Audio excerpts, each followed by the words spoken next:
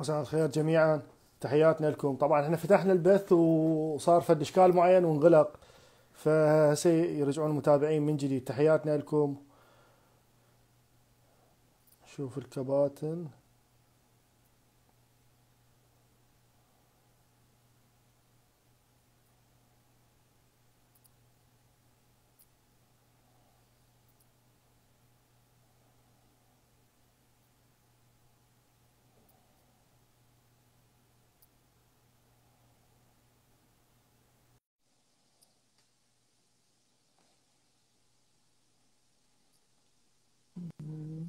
مرحبا كابتن محمد.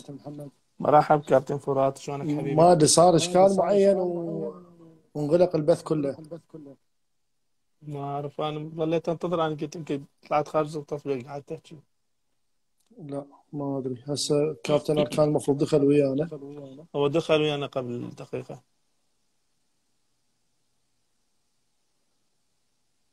عليكم عليكم السلام السلام ورحمة ورحمة الله. الله. عليكم السلام. هلا.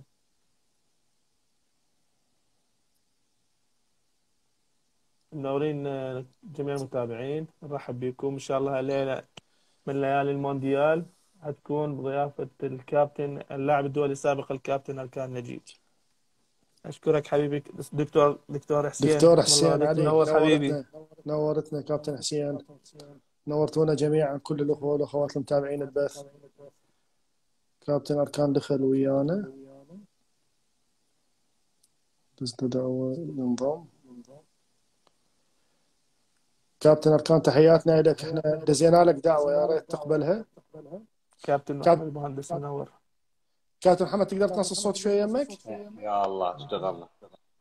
ها اشتغل كابتن. يعني هاي شغلات شويه ضعيف بيها. عادي. مرحبا كابتن. مرحب. شلونك حبيبي؟ الله يحفظك. شكرا على قبول الدعوة، ونتمنى على راسي يكون حبيبي، يسلم تشرف. راسك. احنا فرحانين بالحقيقة تواجدك ويانا. تقول لي وضعنا زين صح؟ اوكي صح عاد كلش انزل. توب. لا كلش كلش توب. تمام. كلش توب. تحياتي لك الدكتور. الله يسلمك كابتن أركان. وياك حبيبي. فرات من هولندا، من مؤسسة لاهاي سبورت مانجمنت الهولندية. اهلا وسهلا حبيبي. الله يسلمك. ويانا ايضا كابتن محمد، يوتيوبر عراقي وايضا مهتم بالرياضه العراقيه وكره القدم. حبيبي كابتن محمد تشرف الصوت بك. يمك يمكن شويه لو تنصيه بصدى دا نص يصير. انا دا اشوف صدى، يعني دا اسمع دقيقة. صدى العبور. هسه توب. هسه اوكي، هسه افضل. اي شكرا. خصوص بالماء. بالسماعات صحيح. منور كابتن أركان. منور كابتن حبيبي اركان. احنا حبيبي الغالي نرجع منور. ونقول جدا فرحانين بتواجدك ويانا. احنا الله بالحقيقه يسلمك. مؤسسه لاهاي هي مؤسسه تهتم بتطوير الرياضه بالعراق والشرق الاوسط، وعلى وجه الخصوص تعرف مجتمعنا يميل بنسبه كبيره كره القدم. نريد ننقل الخبرات اللي احنا يعني عشناها ونشوفها، وصرنا هسه يعني انه يعني فتره جدا طويله. نريد نوصل فكره انه كره القدم الان مو مثل كره القدم قبل 20 سنه و30 سنه، وانت سيد العارفين كابتن. احنا نريد نوصل للشارع العراقي، لان شارع اهلا كابتن ناثر، اهلا وسهلا بك. عليكم عليكم السلام. السلام. فنريد نوصل فد معلومات بسيطه، امور يعني بدورنا انه كعراقيين مغتربين انه يحتم علينا انه ننقل بعض الامور وبعض الافكار. واستغلينا كابتن انه فتره كاس العالم تعرف العالم كله منشغل بيها، فارتئينا انه تكون ويانا في حلقه. والحمد لله انت يعني راح شويه ناخذ من وقتك كابتن، بس لا بالعكس حبيبي اتشرف. بس انا انتظرت من عندك ذيك الفتره، لان يعني وقت كاس العالم شويه صحيح اللعبات وكذا. حتى يمكن انا قلت لك الظهور بالقنوات قل كثير، هواي ناس يراسلوني ليش مبتعد وكذا. هو مو ابتعاد، لكن يعني فتره كاس العالم يا اخي لها خصوصيه ثانيه. طبعا. المتابعه لين يعني حدث كل 4 سنوات وانت تقضيها مثلا بشغلات ثانيه، يعني حرام. صحيح يعني مو صحيح. شغله الدوري مثلا تقدر تعوف لعبه بالدوري الانجليزي او الدوري الاسباني، او حتى اذا انت تتابع محليا. يعني نعم وضع كاس العالم مختلف، وضع عائلي اكثر حتى تحسه. يعني صح. والدتك تتفرج واختك وزوجتك وعمك الكل. الكل الكل. تتفرج. مو مثل من تقعد وتتفرج لعبه بالدوري العراقي دقوم يا معود دقوم يقول لك هاي تختلف. إيه. بالضبط. اي إيه. كابتن كاس العالم تختلف. احنا طبعا كابتن انت غني عن التعريف، لك تاريخك، وانا من الناس اللي كنت ببغداد، كنت اول موسم لك مع الزوراء اتذكرك، ومع منتخب الناشئين اللي صعدت مع كابتن عدنان حمد، وبعدين صحيح. مع الطلبه، ويعني كانت ذكريات حلوه بوقتها. فاحنا نترك لك المايك كابتن، انت ارجع واقول انت غني عن التعريف، لكن انه اكو جيل ما لحق على كابتن اركان نجيب من كان، وانت احترفت وصار عندك عمل ايضا مجال الرياضه بالاردن. فيا ريت انه فد نبذه مختصره عن حضرتك، عن بعض الامور للشباب اللي ما ملحقين على اركان نجيب. ولو انا ما احب هاي السوالف بس نحكيها يعني. اكيد بداياتنا كنا تعرف المدارس والفرق الشعبيه، وكان لي يعني البدايه مع نادي الكرك اللي كان انا لحقت حتى على الرشيد في سنه 89. كانت دعوه، كان في وقتها سمير شاكر والكابتن كريم فرحان، وجه لهم التحيه. كانت دعوه في وقتها في مدينه الاعراس، ما كان اكو ملاعب لنادي الرشيد، بس الملعب الاول. فاحنا نعم. كنا هناك، انا واول اثنين كانوا معي لحد الان متواجدين، هو الكابتن احمد علي حارس الزوراء وحارس منتخبنا السابق، والكابتن جاسم محمد غلام، نوجه لهم التحيه ايضا. وايضا الكابتن حسان تركي اللي هو حاليا مساعد مدرب مع الكابتن عماد محمد. نعم. احنا هذول الوحيدين اللي من هذيك الفتره استمرينا الى حد ما صرنا لاعبين، واليوم احنا مدربين وكذا. استمرت مسيرتي مع الكرك والرشيد لغايه يعني فئه الناشئين، لعبت براعم واجبال وناشئين، ومن ثم انتقلت الى نادي الزوراء. في شباب الزوراء مع الكابتن الله يرحمه نوار حسين، كنت قائد للفريق لموسمين. كانوا معي الكابتن عماد محمد والكابتن احمد صلاح والكابتن احمد علي، اللي هم من الاشخاص اللي يعرفوهم الجمهور اكيد. طبعا. من بعدها اثناء تواجدي بمنتخب الشباب كنت مسحوب مع مدعي مع منتخب الشباب، جيل الكابتن الله يرحمه عباس رحيم ورياض مزهر ومجموعه كبيره من النجوم اللي كانوا متواجدين في ذاك الوقت. لكن مثل ما تعرف بالعراق، لا يعني موضوع انه اذا واحد شكله صغير وكذا يصغرون عمره، مجبورين في ذاك الوقت، مو مثل هالوقت اللي قاموا يصغرون 6 سنوات 7 سنوات. فصغروا عمري سنتين بطلب من الكابتن عدنان حمد، وصرت امثل منتخب الناشئين في ذاك الوقت. اول تصفيات كانت في اوزبكستان، لعبنا مباراتين. تحياتنا الكابتن يونس محمود انضم ويانا بالبث. تحياتنا الكابتن ابو ذنون. في وقتها فزنا مباراتين، وكان لي يعني الشرف بتسجيل الهدف على منتخب اوزبكستان اللي اهلنا الى التصفيات النهائيه في قطر في وقتها ب 98.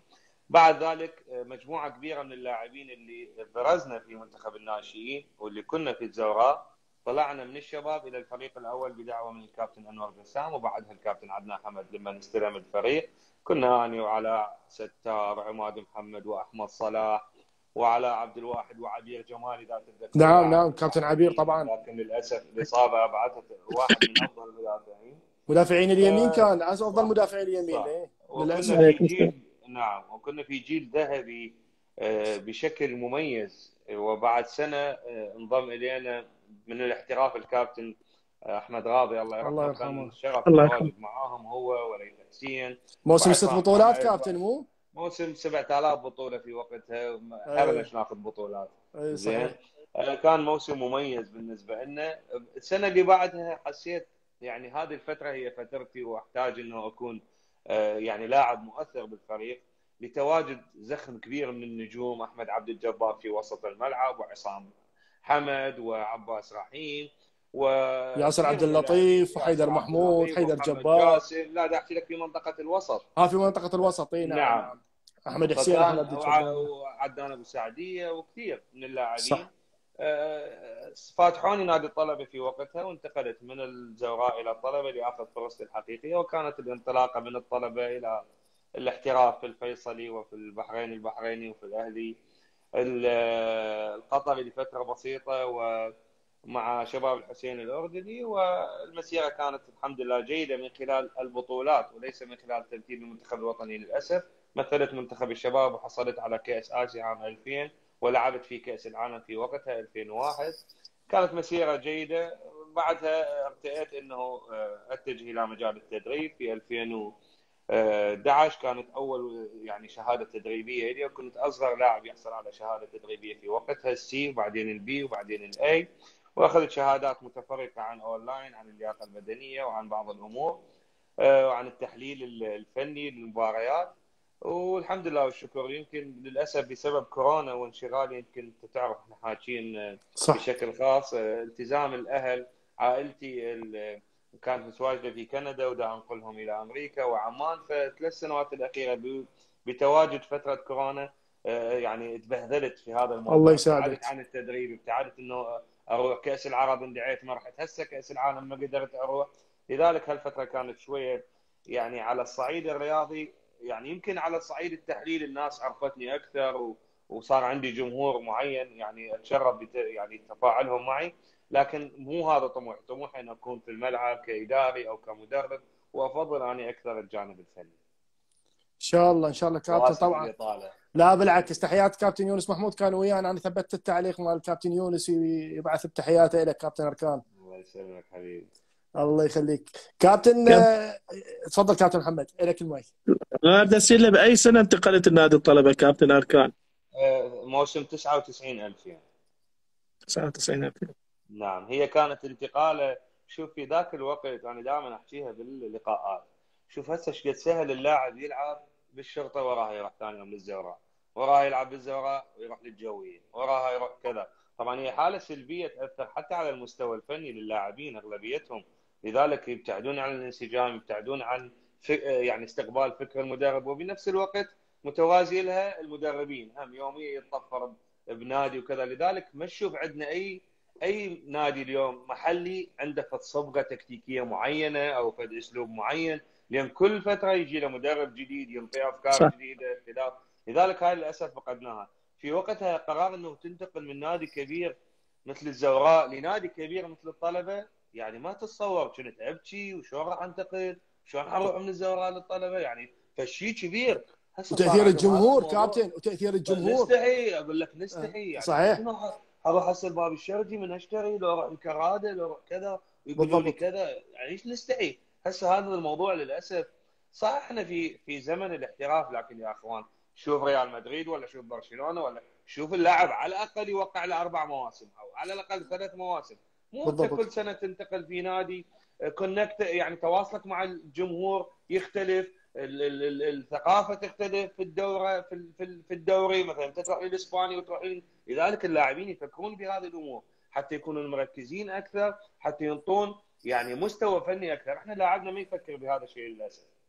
يعني كابتن تتوقع انه يعني هي مو شلون نقدر نسيطر على الموضوع؟ شلون نقدر من جديد انه محتاج لنا بناء بهذه المساله؟ هي عده ضوابط اداريه اكيد، هاي يعني امور اداريه وتعاقدات من قبل الاتحاد والهيئات العامه، لازم تقترح انه يكون اكو نظام حتى للمدربين، انه عمليه توقيعهم ما يصير اكثر من نادي في موسم، مثلا يقدر ممكن يغير نادي، لان اكو ناس تنظلم من قبل الادارات وحتى لا نظلمهم ايضا، لكن ما يصير مثلا المدرب يدرب اكثر من نادي، يعني مثلا ما يصير المدرب يطلع بالدور الخامس وبالدور السابع يدرب غير نادي، لا لازم ينتظر لنهايه المرحله الاولى مثلا وهكذا.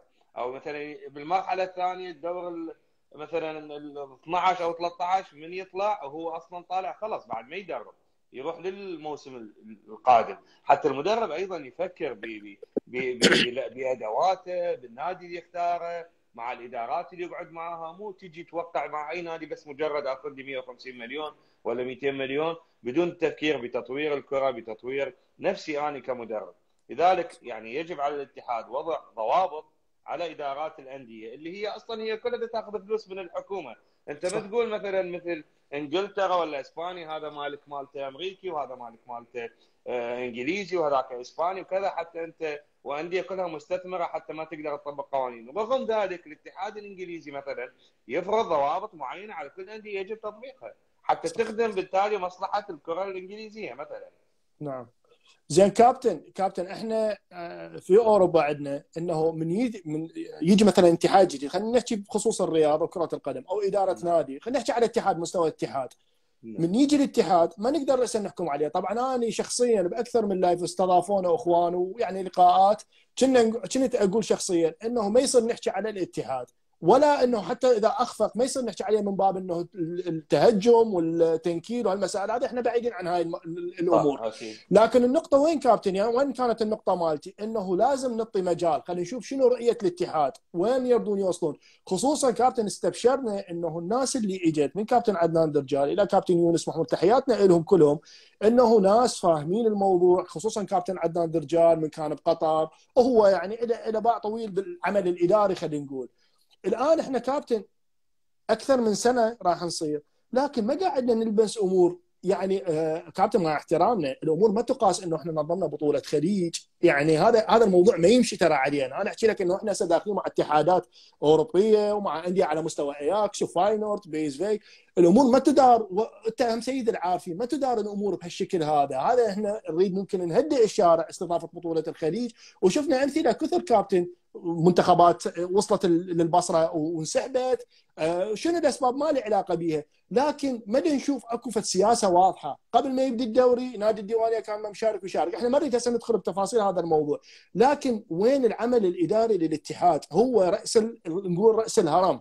نشوف ماكو الناس اللي قاعده تقود هذا الموضوع، ما قاعده نستبشر خير لحد هاي اللحظه. حقيقه كابتن ورا سنه وشهرين ماكو حتى لو عندهم خطه خمسيه او 20 لحد كل شيء ما نشوف. نعم، يعني راح يستمر هذا، يعني عملهم موجود، لكن يعني ظهوره على يعني بصماته او تواجده الحقيقي، هذا العمل صعب انه يبين. ليش؟ لان اولا العمل بطيء، واثنين ما مخطط له بشكل احترافي، لذلك راح تشوف اكو تطور ستيب باي ستيب بس جدا بطيء. ليش؟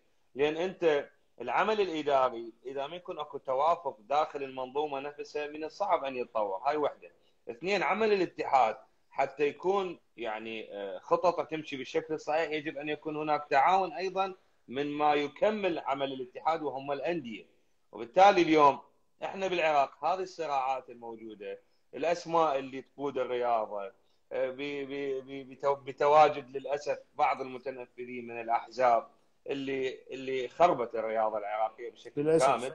اي هذول ما يخلون اي شخص ينطي القرار الصحيح اللي يفيد مصلحه البلد بدون ما يدخل في خانه الاستفاده الماديه واستفاده الكراسي للمناصب. اذا ما يدخل من هذه الخانه القرار ما يطلع يعني ما يطفو على السطح، يظل مطمور جوا الماء، جوا التراب، جوا الارض، لغايه ما تتحقق اهداف الاشخاص اللي يوافقون على هالقرار، اصحاب القرار. لذلك اليوم الكل نتفق، وحتى اعداء عدنان درجال لما تقول له عدنان نزيه يقول لك اي نزيه. صحيح. ما حد قدر يقول مو نزيه، لكن قدر يقول هو اداري مو ناجح 100%، قدر يقول انه هو اتخذ قرارات خطا، لكن قال لك شنو؟ قال لك هو انسان نزيه.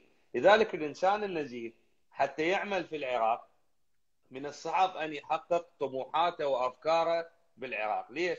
لان اذا اراد فلان مشروع يسويه لازم هذا المشروع فلان يريد هالقد، وفلان يريد هالقد، وفلان يريد داخل هالمشروع منصبين 3، وهذاك يريد كذا. لذلك اغلب المشاريع رفض اكمالها كابتن عدنان، او ما قدر يسويها، لان هو مو من هذا الطبع، ما يقدر يسوي هذا الشيء، وما يريد يدخل تصير ايده ملوثه مثل الموجودين. خلص شغله بالوزاره، شفنا اكو انتقاله نوعا ما، يعني بينت بصمات اكثر بالاتحاد لما نتفرغ اكثر للاتحاد.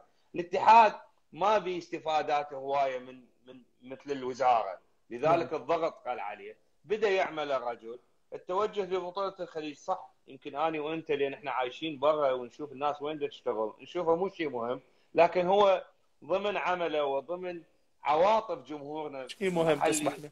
جدا جدا مهمه تصبح. وايضا انا اشوفها مهمه من ناحيه انه تحدي انه البلد يقدر يجيب منتخبات، الباصره تقدر تنظم الملاعب، وحتى الدوله لما يصير هيك موضوع شويه تتشجع لدعم هذا المجال بشكل اكبر.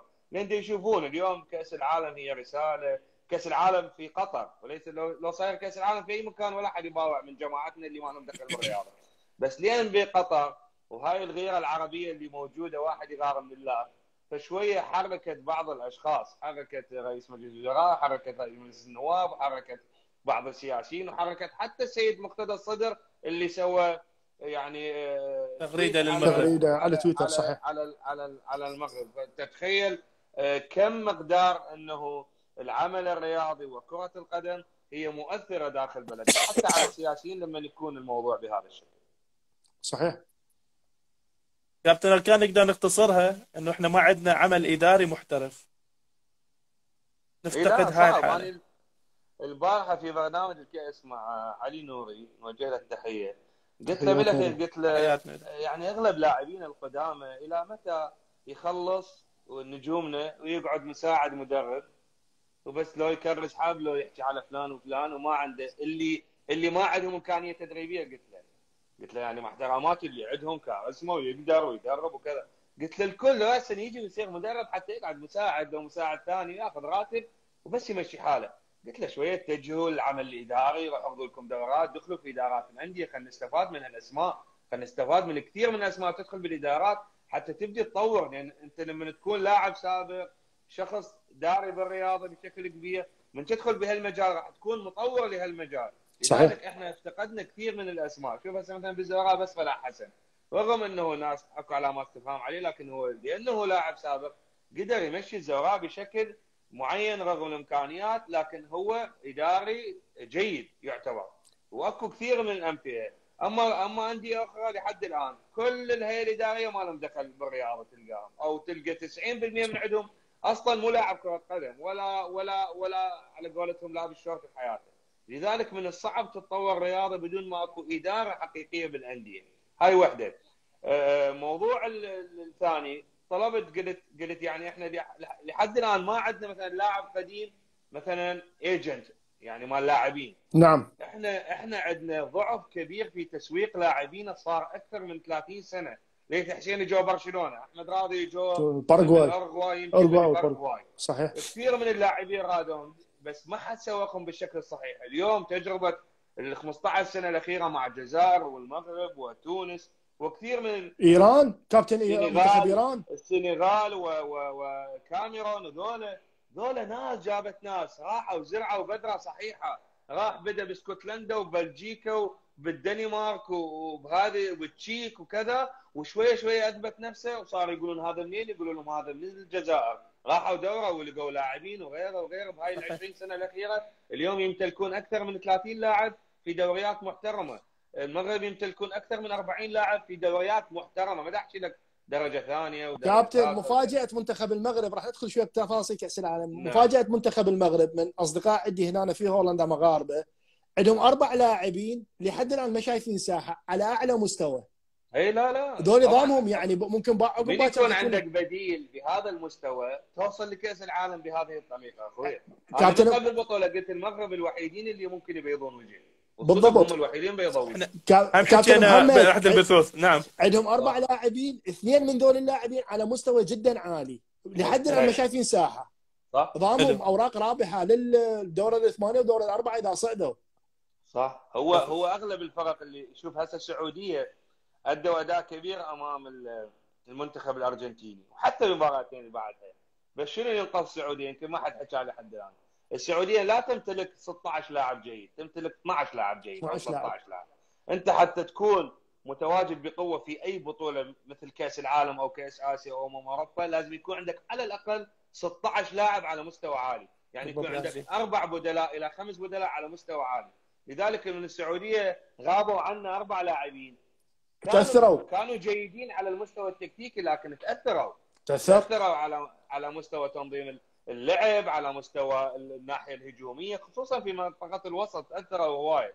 لذلك صحيح. اليوم المغرب هو الوحيد اللي باقي بهذا الشكل، لان مثل ما تفضلت يمتلك لاعبين على مستوى عالي، ولحد ما تقول اكو 4 لاعبين هم ايضا ممكن يشاركون. اثنين اكو يعني هسه ممكن المفاجاه هم 4 لاعبين على مستوى، بس 2 من عندهم مستواهم افضل من الموجودين اساسيين. صح. لحد ما شايفين الساحه. شنو الطابع الاسماء مالتهم بالمقابله، ودا اشوف يا اخي ولا 3 اكو بس من الدوري المغربي اللي هو دوري قوي، اللي الوداد ماخذ انديه افريقيا. تخيل والرجاء 3 لاعبين واحد من عندهم حارس مرمى، يعني بس لاعبين من كل الدوري المغربي القوي كلهم، اوسوسونا وباري واشبيليا وانجي الفرنسي وستاندر وفيورنتينا، اسماء كلها مع فرق على مستوى عالي. لذلك تواجد المدرب الجيد مع فكر عالي بزرع روحيه عاليه ما راح يتعب. احنا اليوم مشكلتنا يفكرون بالمنتخبات مثل ما يفكرون بالانديه المدرب الى الدور 70%، بالمنتخبات دور المدرب 30%، مجرد تنظيم. الدور الرئيسي في اختيار اللاعبين الحقيقيين. احنا هاي مشكلتنا بالعراق، مشكلتنا في الاختيار. احنا صارنا 10 سنين عمك خالك، وانا قلت لهم المنتخب العراقي هو مكان للاستثمار للي يخربون بالرياضه العراقيه. بالضبط. وياسر قاسم قبل يومين قالها صح. هاي الحكايه تاكيدا شايف لكلامي، نشوف. قبل سنه حاكيها والله. كابتن هذا مكان للاستثمار. كابتن احنا لا هاي سبورت هاي طبعا فشي احنا راح نقولها اول مره. عندنا دراسه بدنا نقدمها لحد الان، احنا في طور الدراسه. عندنا سفره بعد فتره الى المغرب وتونس والجزائر لفهم موضوع، لان هم ذول دول سابقين كابتن حقيقه صح.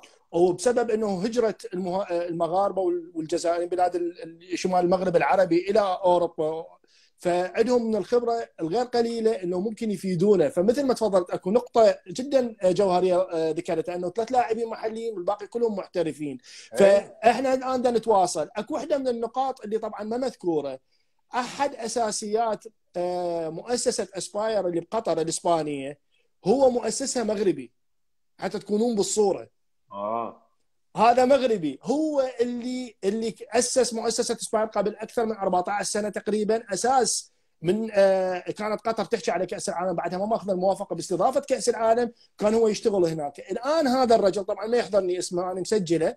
الان هو اللي يعمل بالاتحاد المغربي لكره القدم، وهو من اشرف على انه يجي خليلوفيتش الى منتخب مغرب على مود. هذا المدرب معروف بانه يقود المنتخبات يأهلها الى كاس العالم، وهو اختياراته للرقراقي وليد الرقراقي انه هو يقود المنتخب. لاعب الى ثقله لانه هو معاشر الجيل السابق من منتخب المغرب من 2000. تحياتنا لإيمار حبيبي وصديقي. يكتبوا لك اسمه رحمه الله.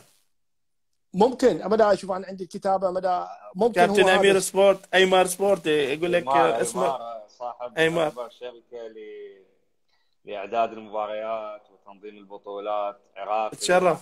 اهلا وسهلا، نتشرف بك. اللي المنتخب الاتحاد القطري تخيل بامكانياته العاليه يعتمد على شركه يملكها شخص عراقي. تخيل شنو هذا الانسان يمتلكه من احتراف. ينظم مباريات، هو اللي كان ما شاء الله المنتخب القطري والمنتخب السعودي واغلب الانديه القطريه والسعوديه، ويسوي لهم معسكرات في اوروبا ومباريات على مستوى عاليه. هيك شخص تخيل احنا ما مستفادين من عنده بالعراق. اتوقع نجيب سماسره يسوي لنا مباريات اتوقع هو سوى لنا قبل كم فتره، سوى لنا لعبه للمنتخب.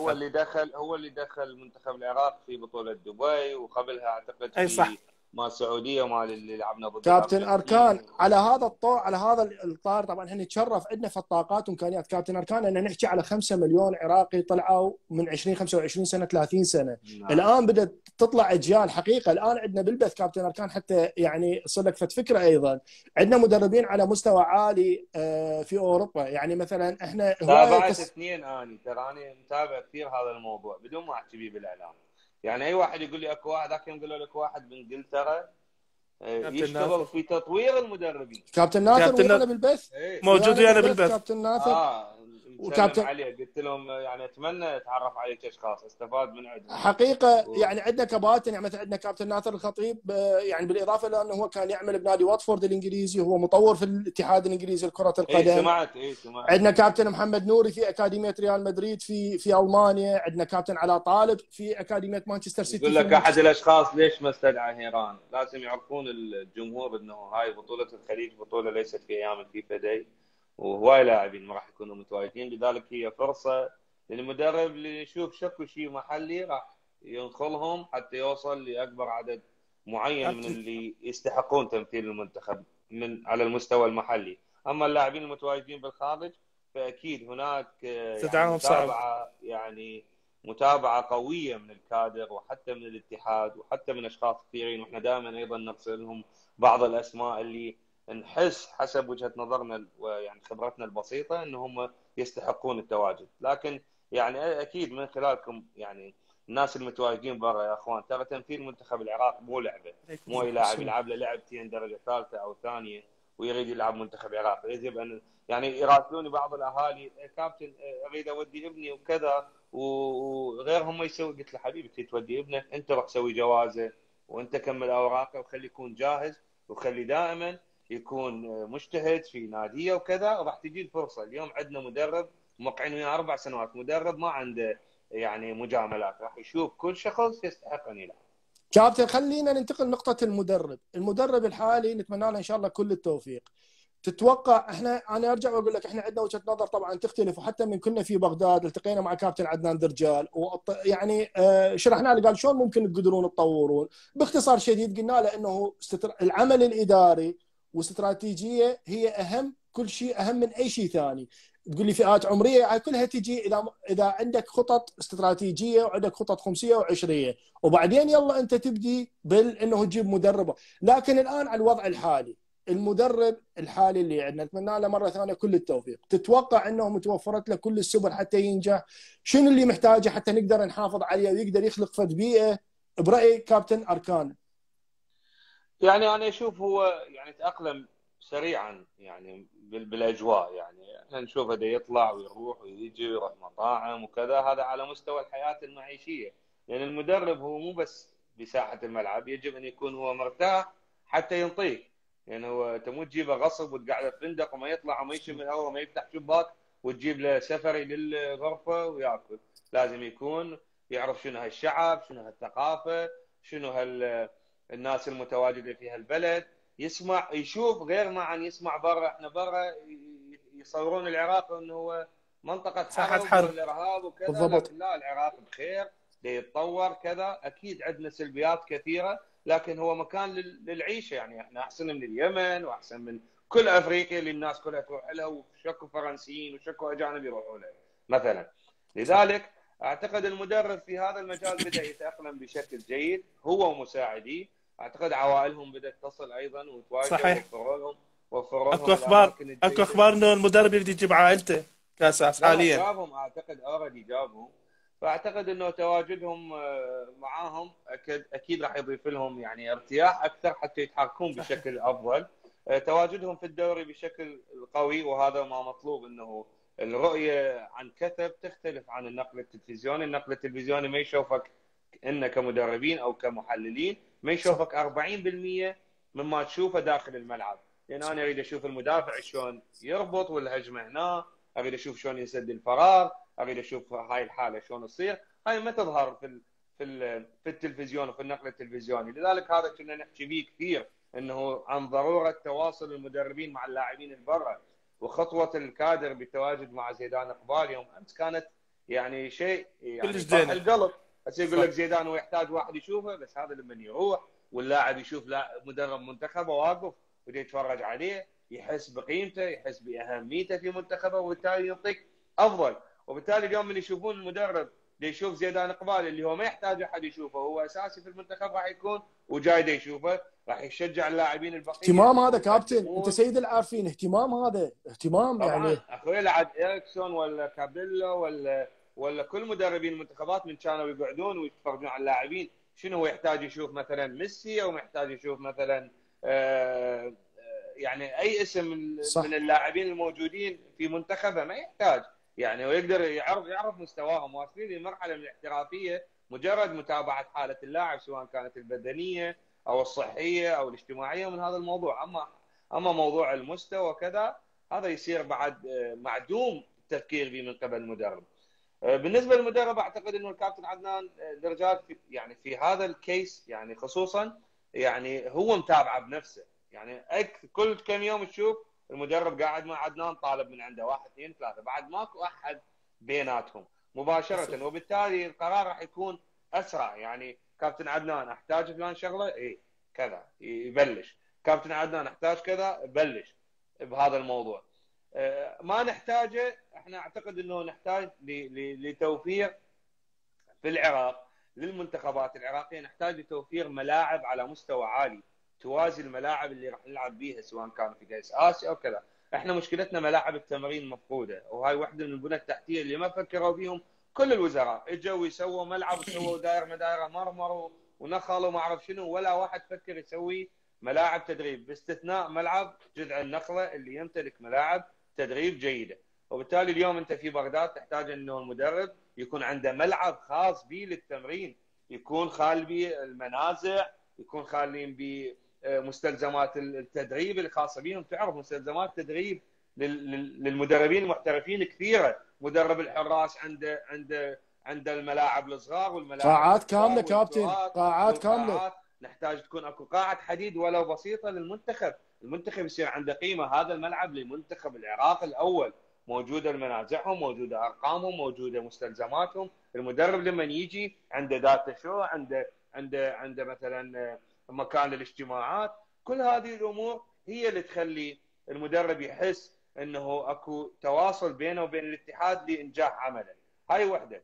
اثنين، مساله اللاعبين احنا تحدثنا عليها ثلاثتنا، وضروره الاختيار الصحيح للاعبين. هذا ايضا يحتاج من الاتحاد توفير. مثلا اكو فلان مباراه لازم كلها تتجهز للمدرب، اكيد هو يمكن يسويها من خلال الكادر، لكن هذا شغل اللجان الفنيه اللي بالاتحاد المسؤوله عن المنتخبات. هذا الجدول، اللاعبين الفلانيين هذول لاعبين عراقيين ممكن ان يستدعون المنتخب، هذا جدولهم، على ضوءها هو ايضا يسوي جدول، هو يروح، احد المساعدين يروحون حتى يتابعون. لان احنا دائما نتحدث اذا نبحث عن انجاز لفتره سنه يجب ان نتوجه للمغتربين وللاعبين الجاهزين المحليين فقط. اما اذا نفكر احنا بس بناء، يجب التوجه لعمل دوري عراقي قوي ابتداء من الاجبال الى الفريق الاول. كابتن أركان، هذا السؤال لكم كابتن محمد نور اللي المدرب بريال مدريد، يقول لك ملاعب ومدربين على مستوى عالي الأشبال والناشئين. كابتن أركان، حضرتك تعرف المدربين حاليا في الأندية، مدربي الأعمار الصغيرة يقصد، حتى شهادات ما عندهم، بس مجرد واسطات. صحيح صحيح، تحياتنا له ونتشرف بتواجده معنا. طبعا مداخلات هواية، ويحبون يصعدوني يشرفون بشوبتك وتكلموني وياك، لكن احنا وقت الكابتن ضيق، فاحنا ناخذ اسئلتكم ونطرحها. تحيات كابتن ناصر الخطيبي، تحياته لك كابتن أركان. صح موجود يعني نجاوب على هذا الموضوع. المدربين يا ترى الكابتن مهم جدا. هذا واحد من الامور اللي في بدايه الحلقه اذا تذكرون تحدثنا عن الضوابط اللي يجب يضعها الاتحاد. واحده من هاي الامور هي الزام اي اداره نادي انه ما توقع اي مدرب بالفئات العمريه اذا ما يمتلك كذا شهاده، مثلا بي وطالع او اي وطالع. واحنا اليوم نمتلك عدد هائل من المدربين، لكن يمكن 100 من عندهم ما عندهم بس سي. وشهاده سي هي شهاده جدا يعني بسيطه، يعني انا اخذتها قبل 12 سنه او 11 سنه، يعني شهاده اساسيات بسيطه للتدريب. احنا كلاعبين ما يمكن احنا لين لعبنا مع انديه كبيره تحت مدربين كبار شفتها شهاده بسيطه، لكن اذا ما توصل للاي والبروفيشنال وتروح معايشات ما تعرف شنو كره القدم الحديثه. صدقوني لكل رساله لكل المدربين. كابتن هنا عندي انا نقطه مفصليه. احنا كل وجل احترامنا للمدربين المحليين، وممكن يشتغلون يعملون مع اللاعب المحلي، ممكن انه يشتغلون على نفسهم يطورون، مو عيب انه نشتغل ونطور نفسنا من الدول المتقدمه مثل اوروبا. لكن احنا بالمقابل عندنا الان مدربين على مستوى جدا عالي ذكرناهم.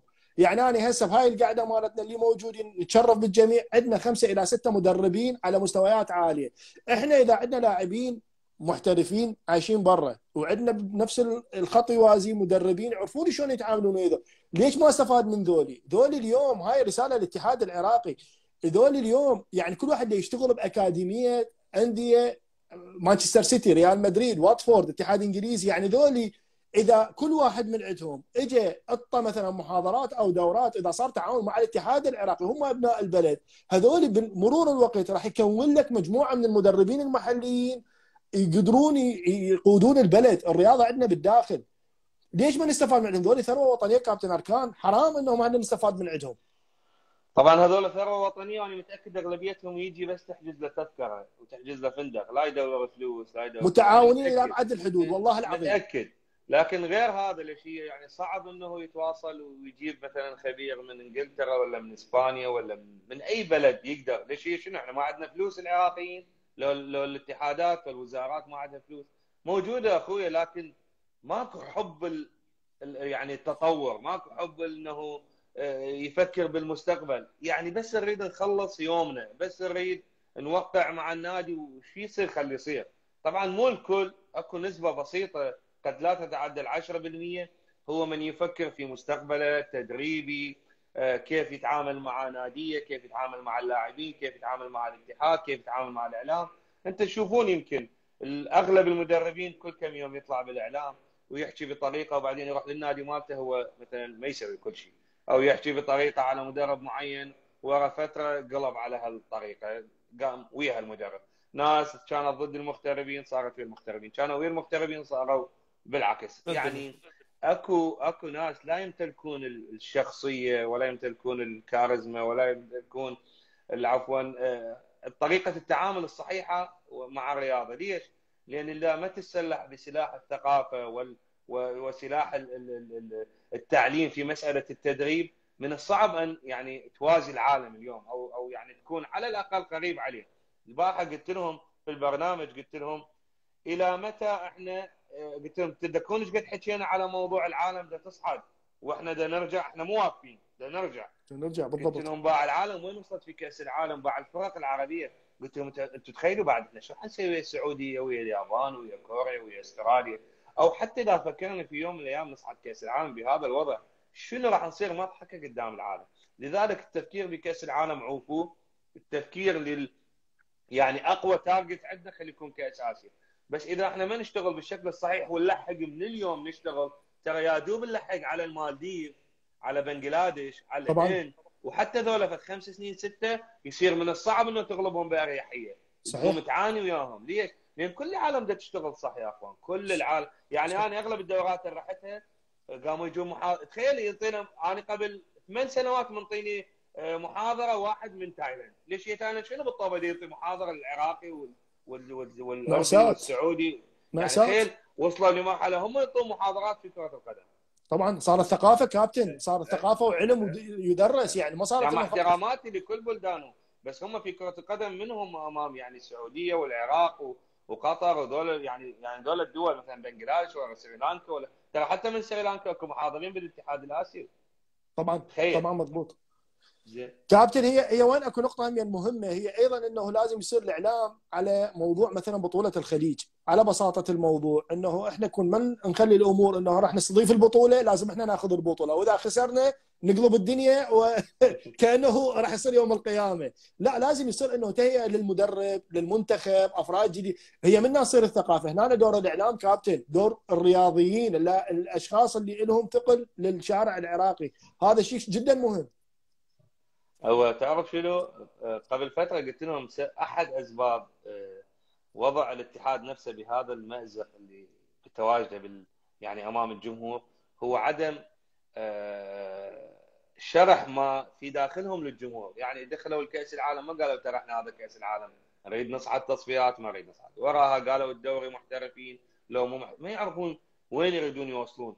وهذه نقطة مهمة. انت اليوم هذا المدرب لازم تدعمه بهذه المسألة حتى تخليه بالصورة امام الجمهور. لا تظل تقول ترى هذا المدرب جاي يريد ياخذ بطولة الخليج من هسه، او تقول هذا كذا من هسه. قول هذا المدرب هو في مرحلة الاختيارات، في مرحلة اعداد وتطوير، يعني اعداد وترتيب اوراق كثير من الامور، سواء كانت على مستوى الانديه، على مستوى اللاعبين واختياراتهم. احنا لاعبنا يحتاج الكثير حتى يتطور، الكثير مو من الناحيه بس الفنيه، ناحيه تعامله مع نفسه. لاعبنا دائما نذكرها، لاعبنا ما يتمرن اخوان. احنا قبل نتمرن مرتين باليوم، اقل شيء مرتين باليوم. احنا ما عندنا لاعب يتمرن مرتين باليوم، صدقني ما عندنا مدرب يدربه مرتين باليوم. كان نشأة يجي من الاحتراف. انا كنت بالاردن مع الفيصل الاردني، يجون نشأة يونس عماد، يجون هم استراحه، لكن يوميا نروح حديد، كنا نروح قاعات نركض على التريدميل هذا ماكو مال نعم.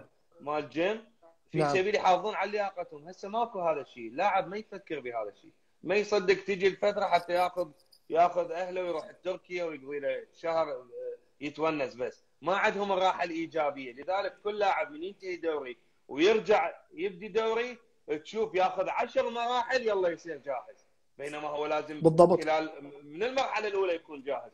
هو للاسف حتى مدربينه يمكن هوايه ينتقدوني لان هم اكبر مني واكيد افهم من عندي، وانا هم كلهم اساتذتي. لليوم يقول لك من لعبنا اذا تتذكرون المباراه الاولى مع المكسيك قالوا لاعبنا بعدنا ما جاهز، بعدنا بس 5 مراحل بالدوري. 5 مراحل بالدوري تعرف يعني شنو؟ يعني لاعب واصل قمه مستوى القمم مالته. باللياقه. ما يعني شوف احنا هاي ثقافه ومدربين كبار حكوها، ما اريد اذكر اسماء حتى لان هي يعني والله كابتن احنا تدري شو تعرضوا وقت، مع احترامي كابتن، احنا تدري شو وقت انه احنا نحاول ننجح من يصير مصارحه مع الذات. مو المصارحه هم الى حدود لا امام طبعا طبعا الكاميرات مع وامام، الاحترام مو بكل كل شيء تاكيد. ينحكي، مو كل شيء ينحكي يعني. صحيح. اكو امور ثقافه الانسان واخلاقه ما يقدر يعني يحكيها، واكو ناس تحكي مثلا وبداوا يكتبون الاسامي الجمهور. لا بدون اسماء رجاء بدون كابتن ايهاب، بدون اسماء. كابتن اركان، على طور الكلام اللي تفضلت به انه لازم تصير ايضا الامور واضحه مع المدرب والاتحاد، يطلع يقول شنو اهدافنا. باخر مؤتمر صحفي المدرب منتخب هولندا فانغال طلع بالتلفزيون قبل ما يسافرون القطر، وهذا موجود اقدر ادز لك اياه او موجود على اليوتيوب. قالوا له وين راح توصل بكاس العالم؟ قال لهم الاتحاد الهولندي، طبعا بالمناسبه رئيسه الاتحاد الهولندي كانت قاعده، قال هذه المراه حددت الي انه منتخب هولندا يوصل الى دور الثمانيه، هذا هدفنا دور الثمانيه. شوف المنتخبات شلون انه عندهم يتكلمون بواقعيه وشفافيه، ماكو انه لا انا اريد كاس العالم.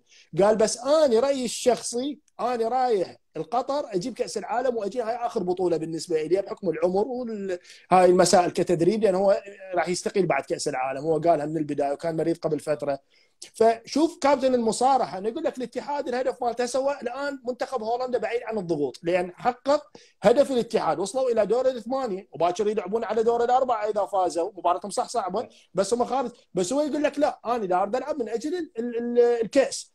فهنا احنا ما بيها شيء كابتن اذا نتعلم هاي المسائل على بساطتها. كل العالم ترى سواء في الانديه او في المنتخبات، واي مدرب محترف مجرد يجي يقعد اكو اوراق حيتعاقد ويا اي نادي او ويا اي منتخب، اكو امور لازم يتفق عليها. وهو هسه مثلا في الانديه، يعني مثلا انا في الاردن من اجي على نادي اعرفه متوسط المستوى، فانا لما نقعد وياهم اقول لهم انا ابقيكم بالمناطق الدافئه، يعني لا انزلكم ولا انت راح تكون بالمربع الذهبي، لان انا جيت حسب فكري كمدرب اعرف عندي يعني الفريق كله ما بي غير 4-5 لاعبين ممكن انه يكونون جيدين، لذلك انا ما انطي امل حتى حافظ على نفسي امام الاداره، واحافظ على نفسي امام الجمهور والاعلام.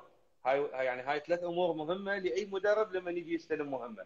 وحتى على مستوى المنتخبات نفس المبدا، لما تقعد مع الاتحاد لازم تعرف اذا انا موقع بس 3 اشهر ولا 6 اشهر وين الاهداف تكون انت برايك. اذا اجي اوقع مع نادي الطلبه او مع الزوراء شنو الهدف؟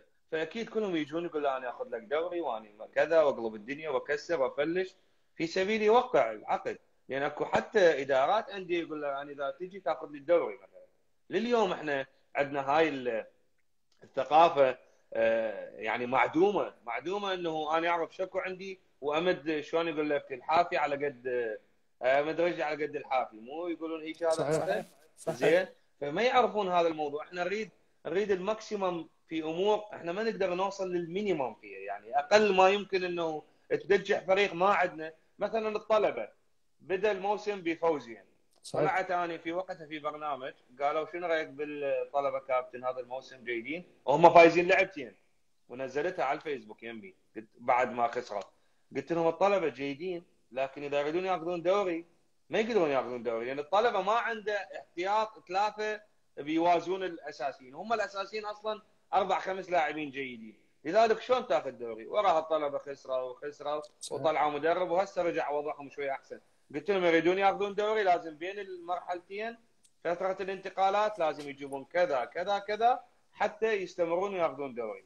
لذلك اليوم لازم اكو رؤيه لاي مدرب يستلم سواء كان منتخب او نادي حتى يعرف وين يوصل بالفريق ويكون صريح حتى مع لاعبينه، حتى اللاعب مالته يعرف شلون يتعامل وياه. يعني انا ما يصير لاعب ما يقدر يلعب باسلوب 3-5-2 لان ما عنده القابليه الهجوميه والدفاعيه واجي طبعا احنا كل اساليبنا يعني 90% لا تتناسب مع امكانيات لاعبينا.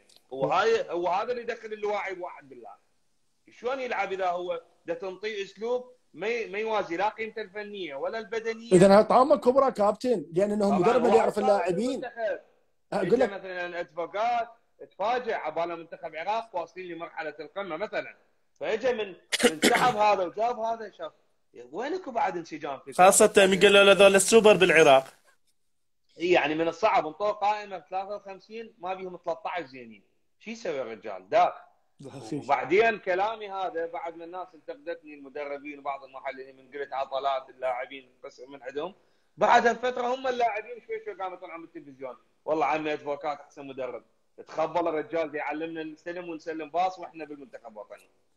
يعني خير، فيعني امور يعني مصيبه. احنا كابتن الحديث على الدوري عن العراق هذا ما يخلص، لان مصيبتنا كبيره كابتن حقيقه. يعني متالمين. انا صار لي فتره مبتعد قلبي. فخلينا شوي حتى ما ناخذ من وقتك، انت وقتك ثمين كابتن، ونشكرك مره ثانيه على تواجدك ويانا. خلينا ننتقل شوي لاجواء كاس العالم، هذه هم بطوله حلوه. خلي شوي كابتن فرات بس سؤال قبل ما ننتقل الى اجواء كاس العالم.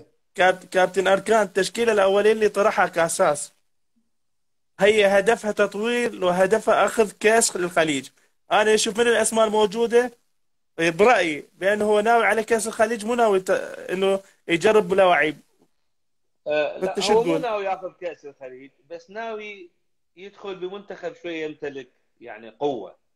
القوه دمجها بين الخبره والشباب. يعني لما نفكر بجيلوان وفكر باحمد ياسين وفكر بضرغام وفكر ببعض الاسماء سعد عبد الامير عمرها اكثر، سعد عبد الامير، فكر يكون اكو مركزيه وقوه بالفريق من خلال تواجد لاعبين الخبره. وهم ذكرناها سابقا، باي فريق يجب ان ينجح على مستوى المنتخب يجب ان يتواجد على الاقل 3 لاعبين من الخبره حتى لو ما يكونون اساسيين.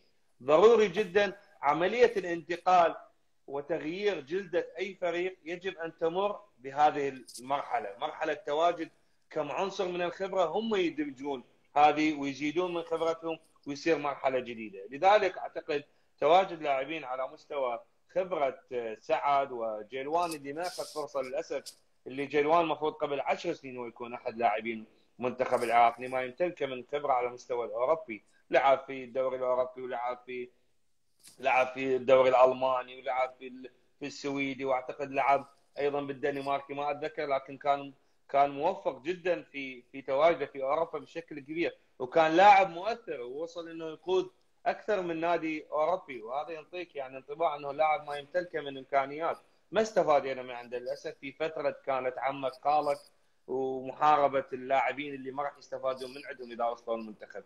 اليوم بتواجده اتمنى انه يكون موفق، وبعد بالرجل يقدر يلعب لك سنه سنتين بمستوى جيد، وبالتالي انا احترم اي مدرب يستفاد من اي ورقه ممكن تضيف لفريقه، عكس ما بعض الاشخاص يفكرون انه كلها يجيبها صغار ولا كلها كبار وكذا. اليوم منتخب لاي بلد ناس جابت داني الفيز، ناس جابت مثلا بي يعني ابو البرتغال بيبي يعني اي نعم، وقوى ذاك اليوم الرجال صحيح. يعني خير ابو منتخب اسبانيا ايش قد خطا لما دعا راموس لاعب ينطيك الروح القتاليه في المباراه وينطيك القوه وقائد وينهي لك مباراه بضربه راس او بشغله معينه. لذلك اعتقد انه تواجد اللاعبين الخبره مهم جدا. القائمه اشوفها قد تكون اكو كم لاعب عليهم علامات استفهام، لكن احنا اليوم في صدد انه نترك المساحه للمدرب حتى يشوف بعينه، يشوف داخل بطوله تختلف عن داخل دوري. اكو لاعب بالدوري يقلب لك الدنيا يجي المنتخب يرجع، يعني هاي عندنا قبل 30 سنه نعرفها. صحيح. حتى في المنتخبات العالميه اكو لاعبين في الدوريات على مستوى عالي من يجي يلعب بالمنتخب ما يبين. لذلك ظلوا ترى بالبرازيل كل لعيب احسن من نيمار واحسن من كاكا في وقتها واحسن صحيح. من دونجا في وقتها، كنا نقول ذول شلون ما يسحبون، وبالتالي طلع دونجا هو صدق دونجا طلع بالارتكاز واخذ كاس العالم وصار مدرب منتخب برازيلي، لان يمتلكون كاريزما يقدر يصل بالمنتخب الوطني وليس بالنادي. وهوايه كل لاعبين بس كابتن لازم يصير وضوح حتى دعم المنتخب، لازم يصير وضوح من الاتحاد. احنا هدفنا بطوله الخليج، لازم يصير تاكيد على هذا الموضوع حتى المنتخب يبتعد عن الضغوطات. وتعرف كابتن انت حضرتك يعني لك تاريخك، اللاعب من يصير تحت ضغوط نفسيه ما يقدر يؤدي، يعني تاذيه، وخصوصا احنا منتخبنا تحت ضغوط اوريدي.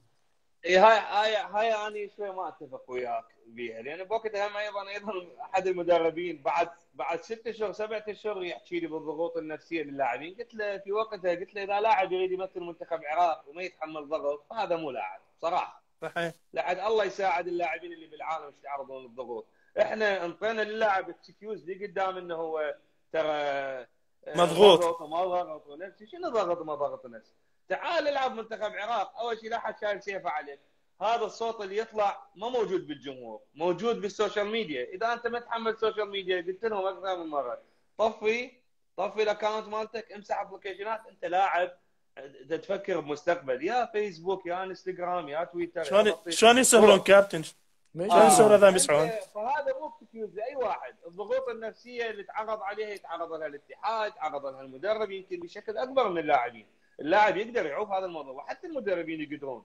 اليوم انت ما راح تموت. زين كابتن خلي يدخلون، اوكي ما اختلفنا، خلي يدخلون يقولون احنا نريد بطوله الخليج. اقصد انه الوضوح اني من يعني من طرحت هاي النقطه. لا هي اعتقد صارت واضحه حبي، صارت واضحه انه المدرب هذا، حتى الجمهور ترى يعرف انه المدرب راح ينطوه مساحه، لان اكو اجماع تقريبا 90% بالراي انهم مرتاحين لتواجد هذا الكادر. يعني اول مره يجينا كادر كامل يدرب منتخب، بغض النظر نتمنى لهم التوفيق.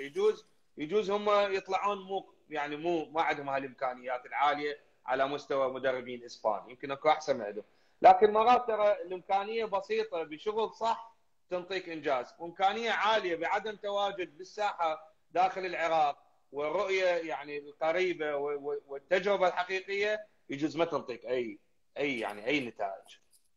كابتن الشارع الرياضي كله مرتاح الكادر الفني. انا ايضا واحد من الناس، وقد نكون خاطئين، لكن احنا الشكل العام ينطيك ارتياح. صحيح. مجرد المتابعه الصحيحه، التواجد بالدوري، التفكير بلياقه اللاعبين اللي سمعت انه راح يمرون على اكثر من نادي، وهذا الموضوع صار لي سنتين احكي به. موضوع البدني للاعبين ضعيف جدا، لذلك اي مدرب حتى راح يستفادون هم على مستوى يعني ارتفاع وارتقاء بالدوري المحلي من خلال يعني الاهتمام بموضوع اللياقه البدنيه. قلت لهم ما عندنا غير نادي او ناديين يجيبون مدرب على مستوى عالي على مستوى اللياقه البدنيه، اللي في العراق في وجهه نظري اهم حتى من المدير الفني، لان احنا بدنيا ضعيفين جدا. وين نقدر كابتن، وين نقدر الله يخليك، وين نقدر نلعب لنا شوط كامل حقيقه. وقلت لك هاي الواجبات قبل شويه من دا اقول لك نعم. التكتيك والواجبات شلون يطبق اسلوب ادفوكات ولا غيره اذا هو بدنيا ما ينطي 100%. لذلك يقول لك العراق لعب دفاع، ليش المغرب شنو لعب؟ غير كلهم نايمين بالجول طبعا. بس يعرف عنده اشرف حكيمي يربط، وعنده زياش، وعنده غيره مرابط، عندهم الامكانيه العاليه للانتقال من الحاله الدفاعيه بالكاونتر اتاك او حتى يعني بطريقه الهجوم. لذلك هيك نوعيه لاعبين بمستوى بدني عالي تنطيهم شو ما تريد تنطيهم ياخذون من عندك كفكر مدرب. اما اذا تجي وتريد تصعد على امهاوي ما يقدر يعبر النص، واذا عبر النص ورا نص ساعه يرجع يدافع، طبعا تصير شوارع صفحه اليمنى. او كان في وقتها علي عدنان ما موقع بنادي بعده ويلعبوه اساسي. علي عدنان لاعب مميز وله تاريخه وقدم لكثير، لكن احنا ما نعرف لاعبنا شلون نستفاد من عنده. يصير لاعب بعيد 3 اشهر ما موقع بنادي ولعبه ضد ايران مثلا خسر 3 مثلا، لذلك يصعد علي ما يلعب، ما عنده القوه البدنيه، ما عنده نفس المباريات، ما عنده والله احنا نلعب 5 مدافعين، شنو الفائده اذا المدافع ما يعرف يغطي بالوقت الصحيح؟ لذلك تصير فراغات في العمق الدفاعي، وهي مشكلتنا. صار لنا 2 3 بهذا الموضوع. كابتن مصطفى السامرائي مدرب فئات عمريه بالدرجه الثالثه الالماني، يقول لك كابتن اركان تحياتي لك، يقول لك شو وقت الاتحاد يهتم ملف اللاعبين المدربين المغتربين مو اللاعبين، يهتم ملف المدربين المغتربين، يعني يهتم بهم باي طريقه، مثلا يعني يستدعيهم ليكونون مدربين بالمنتخبات. يعني كابتن مثل اكو توجه شويه صعبه، اتوقع ان يخليهم تحت الاضواء. كابتن مثل ما اكو توجه للاعبين المحترفين كذلك عندنا. احنا دائما طالبنا بوجود لجان لهذا الموضوع، طالبنا بوجود لجان للاعبين المغتربين يعني تكون لجان في اوروبا وفي امريكا وفي مكان، ويكون اكو تواصل بينهم وبين لجنه ايضا للمنتخبات في داخل الاتحاد، ويا مكثر الناس اللي عندنا ما حد سواها. وايضا هسه يعني جوابا على الكابتن نوجه له التحيه، يعني ايضا شنو يعني كم مدرب عندنا على قولتك؟ ما يتعدون 10 مدربين، شنو المشكله اذا ما اتواصل وياهم، اتابع مستوياتهم وين يدربون، شنو شهاداتهم، شنو امورهم. يعني موضوع سهل، لكن المشكله الضغوط اللي عندهم دول الاتحاد في الوقت الحالي وحتى الاتحادات السابقه مخلتهم مشتتين. انت شفت الدوري لحد ما قبل ما يبدي بيوم ما يعرفون يوم ما يعرفون يا فريق. شي يفكر لكم مدرب بالماني ولا بالسويد؟ يعني اكو امور، وقلت لك احنا نريد كل شيء، بس احنا ما عندنا الامكانيه انه نوصل لهذه الامور، ما عندنا الامكانيه انه ندور على اللاعب وندور على المدرب ونطور ونسوي دوري بخير ونتابع الفئات العمريه ونخلي ضوابط للمدربين في الفئات العمريه ونخلي ضوابط للاعبين ونسوي ملاعب للتمرين هواي امور لحد الان الملابس ما يعرفون يجيبون. اي بالضبط. يعني من الصعب، يعني لذلك قلت لك الامور هذه يحتاج لها شنو بث 7 ساعات يا ساعة. كابتن احنا خلينا نحاول شوي على كأس العالم، لان هذا في الموضوع حلو. خلينا شوي نطلع من هذا الاجواء. 7 بنادول اذا نظل نحكي. اي مو كابتن. واربع فناجين قهوه مره. اي والله. كابتن احكينا اول شيء على كأس العالم، شلون شفته بصوره عامه؟ شنو رايك به؟ والله يعني كأس عالم انطباعك مختلف بشكل كبير، يعني من خلال غير التنظيم هاي اللي كلها حكي عليه، تنظيم، قرب الملاعب، واكو امور هوايه زادت من القيمه الفنيه للمباريات. يعني موضوع انتقال المنتخبات السلس اللي كله نص ساعه وساعه، ايش قد هو يفيد في عمليه الريكفري للمنتخبات. قبل كان يلعب في مدينه مثلا سيدني، او مثلا اي كاس العالم الاخير في موسكو مثلا، راح يروح يصير ساعتين او يجي بالباص 3 ساعات. هاي كلها طبعا تاثر على عمليه ارتياح اللاعبين بعد كل مباراه. لذلك على مستوى البدني والريكفري لكل المنتخبات كلهم مرتاحين. كاس العالم صغير في منطقه عباك يلعبون دوري انجليزي مثلا، او دوري اسباني، يعني كلها قريبه في دوله صحيح. واحده. اي فهاي من الامور اللي كانت ايجابيه. ايضا اكو ايجابيه مهمه، رغم انه احنا الكل اعترض على توقيت كاس العالم في شهر نهايه نوفمبر وبدايه ديسمبر، لكن اعتقد انه من الناحيه الفنيه طبعا هاي طلعوا مدربين عباقره قالوا وشلون هو كل كاس عالم كان يبدي بعد انتهاء الدوريات، فاللاعب واصل الى 55 مباراه و60 مباراه و50، يعني من 40 الى 60 مباراه. فتخيل وين واصل من المرحله من التعب، الاجهاد كابتن. الاجهاد. طبعا هم ما عندهم اجهاد مثلنا، لكن هو يكون مو فريش مثل ما لعب كاس العالم بين المرحلتين مثلا مال الدوري، او لعب كاس العالم بعد 10 مراحل من الدوري، او بعد 12، يعني بغض النظر. لذلك اعتقد على المستوى الفني ما شفنا اصابات. يمكن الاصابات الوحيده شفناها يمكن بالسعوديه، صحيح، واحد من اللاعبين، يعني ما شفنا اصابات شد عضلي. كل كاس العالم يصير كل ساعه واحد شد عضلي ويلزمون رجليه. تحياتنا للاعلام المميز نور نزار. تحياتنا لك استاذ نور نزار، اهلا وسهلا. واحد من الناس اللي احبهم هوايه، وانسان نظيف، ومن الاعلاميين المميزين. مميز صحيح، مميز. نتمنى نعم، لك بالتوفيق ان شاء الله. اكيد. لذلك اعتقد انه كاس العالم هذا في كثير من الايجابيات، اهمها هذه اللي تحدثنا عنها. على مستوى الفني يعني اليوم شاهدنا انه مستويات المنتخبات صارت متقاربه. اليوم ما عندك جاب بين الفرق، يعني باستثناء البرازيل اللي هو يعلو كعبه نوعا ما لتواجد مجموعه كبيره من اللاعبين الجيدين، ومع ذلك ممكن البرازيل يمكن خسر ويا الكاميرون، رغم انه هو لعب بالخط مع الكاميرون، صح؟ خسر 1-0. نعم 1-0 كانت تحصيل حاصل هي المباراه. يعني صح كانت المباراه غير مهمه لهم، لكن يبقى انه لليوم المستويات متقاربه. يعني اليابان غلب المانيا مثلا، تونس غلبت فرنسا، صح. المنتخب المغربي يبني البيان الحسن. لذلك اعتقد انه المنتخب والكره بشكل عام، منتخب يعني الكره العربيه والافريقيه والاسيويه، اعتقد استفادت بتواجد كاس العالم في قطر. انا اشوفها على الصعيد الشخصي، انه كانت ادفانتج لها اكثر من الدول الاخرى. الطبيعه القطريه، الجو، كل هذه الامور، الثقافه، كل هذه الامور كانت بجانب الاخوان في افريقيا او في اسيا المشاركين في كاس العالم. ايضا اليوم كاس العالم اثبتت لك انه الكره الاسيويه تمتلك منتخبات قويه، وحتى الكره الافريقيه، قدرت تقارع اكبر المنتخبات، وهذه راح يعطينا ايضا ادفانتج لكاس العالم القادم، انه راح يحسب حساب، خصوصا بعد زياده عدد المنتخبات. راح يكون كاس عالم يحسب له 1000 حساب لكل المنتخبات، بعد ماكو فريق اوروبي وفريق اسيوي وفريق امريكا الجنوبيه ولا فريق ضعيف. راح تكون كل المنتخبات لها الحظوظ في ان تتواجد في الدور المجموعات او في الدور اللي بعده. كابتن انت اي فريق تشجع او يعني تميل اليه؟ انا الارجنتين. انت الارجنتين. زين كابتن، توقعك للنهائي، طبعا هي 8 فرق بعدها ما صايره، بس توقعك باختصار شديد يا فريقين راح يلعبون؟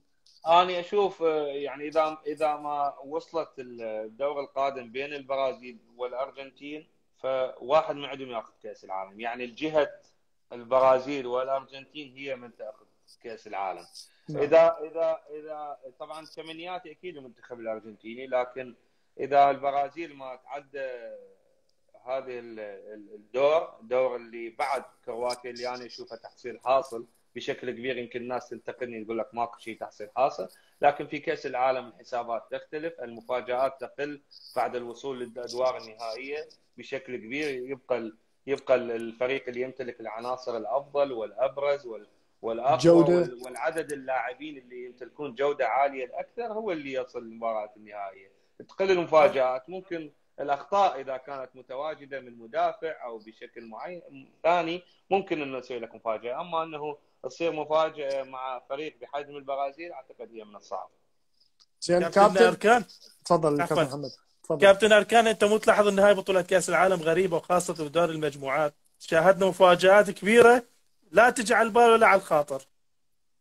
اكيد، وقلت لك يعني وليش صارت هاي المفاجات؟ هي ان مفاجات، لكن للناس اللي عملت بجد واشتغلت صحيح هي مو مفاجاه. يعني اذا تتحدث لي عن المنتخب السعودي، انا كنت متوقع انه يكون يعني اكيد ما يغلب الارجنتين، لكنه يؤدي مباريات على مستوى عالي. المنتخب التونسي منتخب محترم، المنتخب المغربي منتخب محترم، المنتخب الاسترالي دائما ما يقدر يكون ند لهذه المنتخبات. يعني مو جديده انه مثلا المنتخب الاسترالي يكون متواجد بصوره جيده، يعرفون كيف يلعبون، يمتلكون لاعبين على مستوى عالي. واليوم ما طول عندك ناس تلعب معاهم في الانديه. يعني اليوم المنتخب الاسترالي كله في اوروبا، المنتخب المغربي كله في اوروبا، المنتخب التونسي كله، ما طول عندك هذه الكميه الكبيره من اللاعبين متواجده معاهم، فانت صدقني ما تختلف عنهم كثير. تختلف هاي جوده اللاعبين. يعني اليوم بين خيسوس مثلا ونيمار، هم اثنيناتهم لاعبين على مستوى عالي، بس نيمار هو عنده كاريزما، الموهبه الكبيره مثلا، فهم اثنيناتهم لاعبين على مستوى عالي. نفس الشيء في اوروبا، يعني عندك حكيمي ولا زياش ولا كذا، شنو يفرق مثلا عن هازارد مثلا؟ نعم. ما يفرق شيء ترى، اثنيناتهم هذا يلعب تشيلسي وهذا يلعب هو قبلها كان يلعب تشيلسي هازارد. هسه نشوف احنا شلون يقدمون مستويات عاليه اي لاعب من دول التوانسه او المغاربه في اوروبا.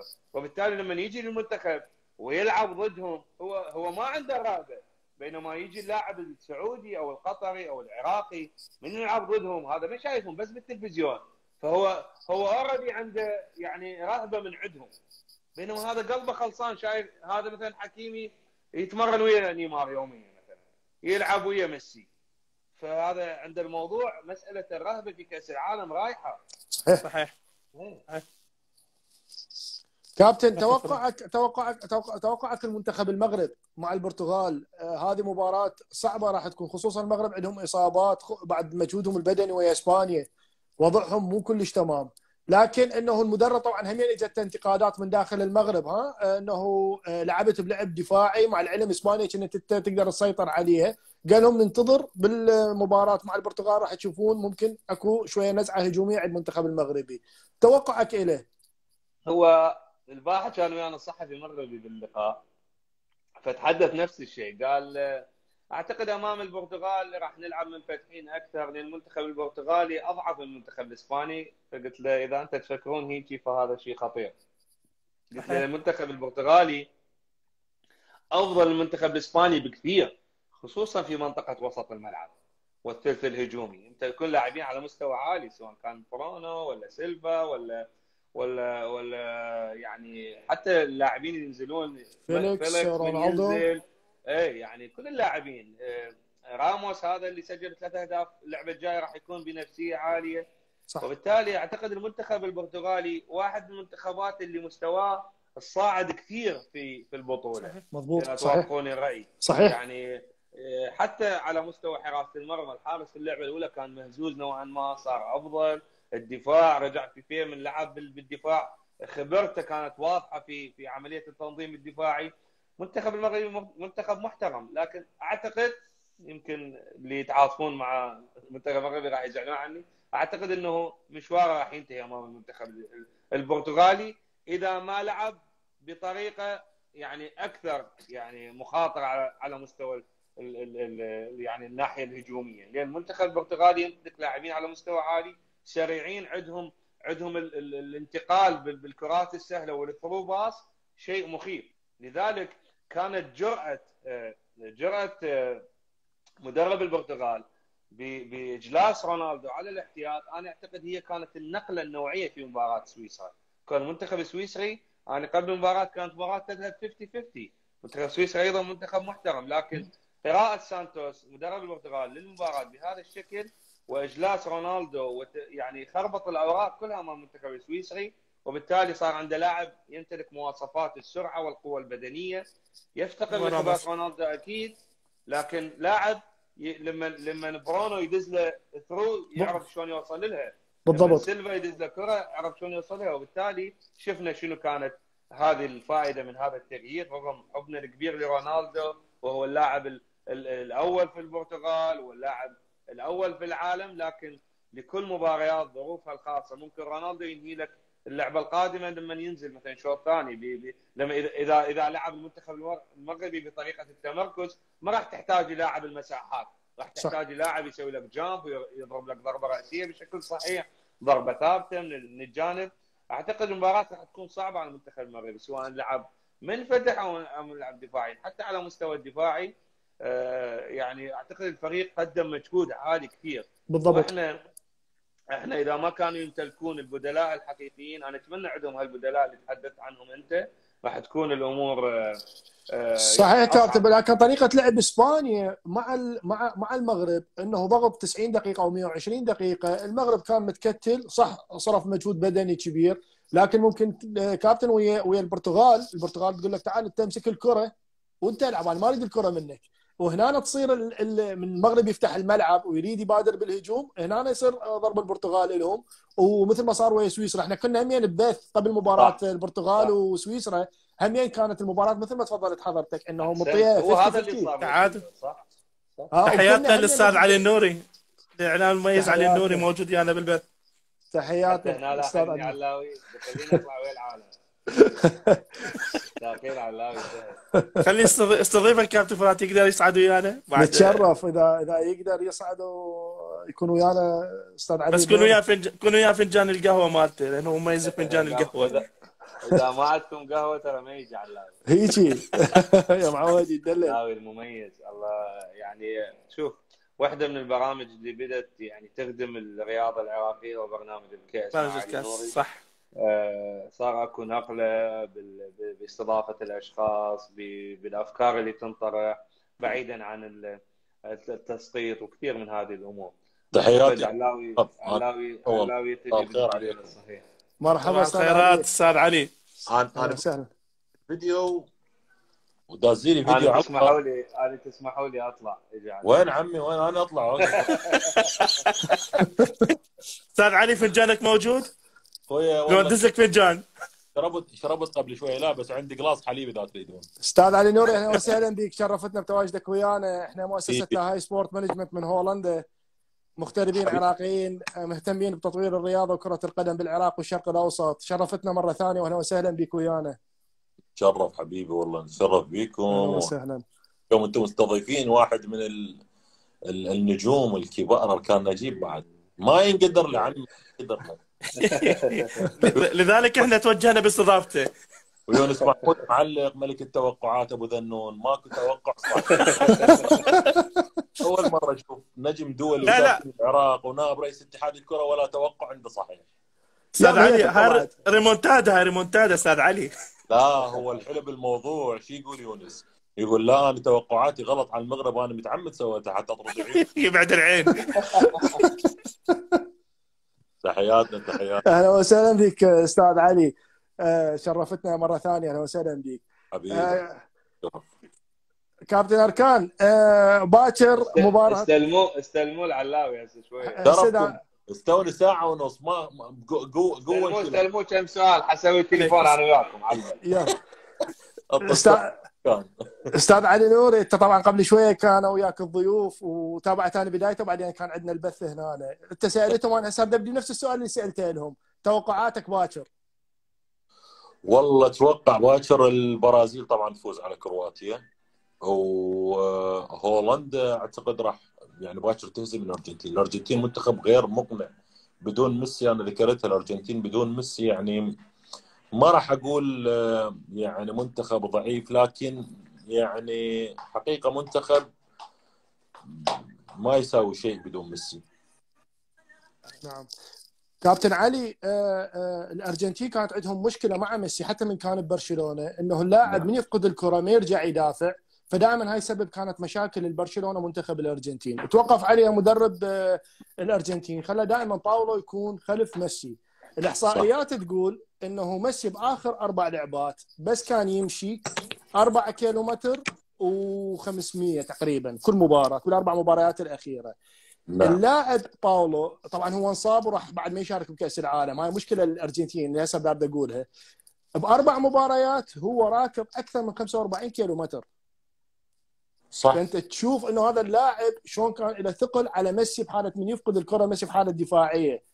اي شوف هي شوف هاي الاحصائيات جدا مهمه، بس المقارنه هسه اللي هي حاصله بين ميسي وبين يعني يمكن البارحه اركان قالها وياي بالبرنامج، بين خروج دون وكريستيانو من المنتخب البرتغالي انطى الحريه والمساحه لكل لاعبي البرتغال بالابداع. والدليل راموس يسجل بمباراه واحده 3 أهداف ويصير ينافس هداف البطوله، صحيح، صداره الهدافين. فهذه يعني حقيقه، بس هاي ويا ميسي اعتقد ما اعرف اركان تشاركنا الراي، هاي ويا ميسي تختلف. ميسي هو الثقل الاكبر، هو اللي يوزع على قولتك.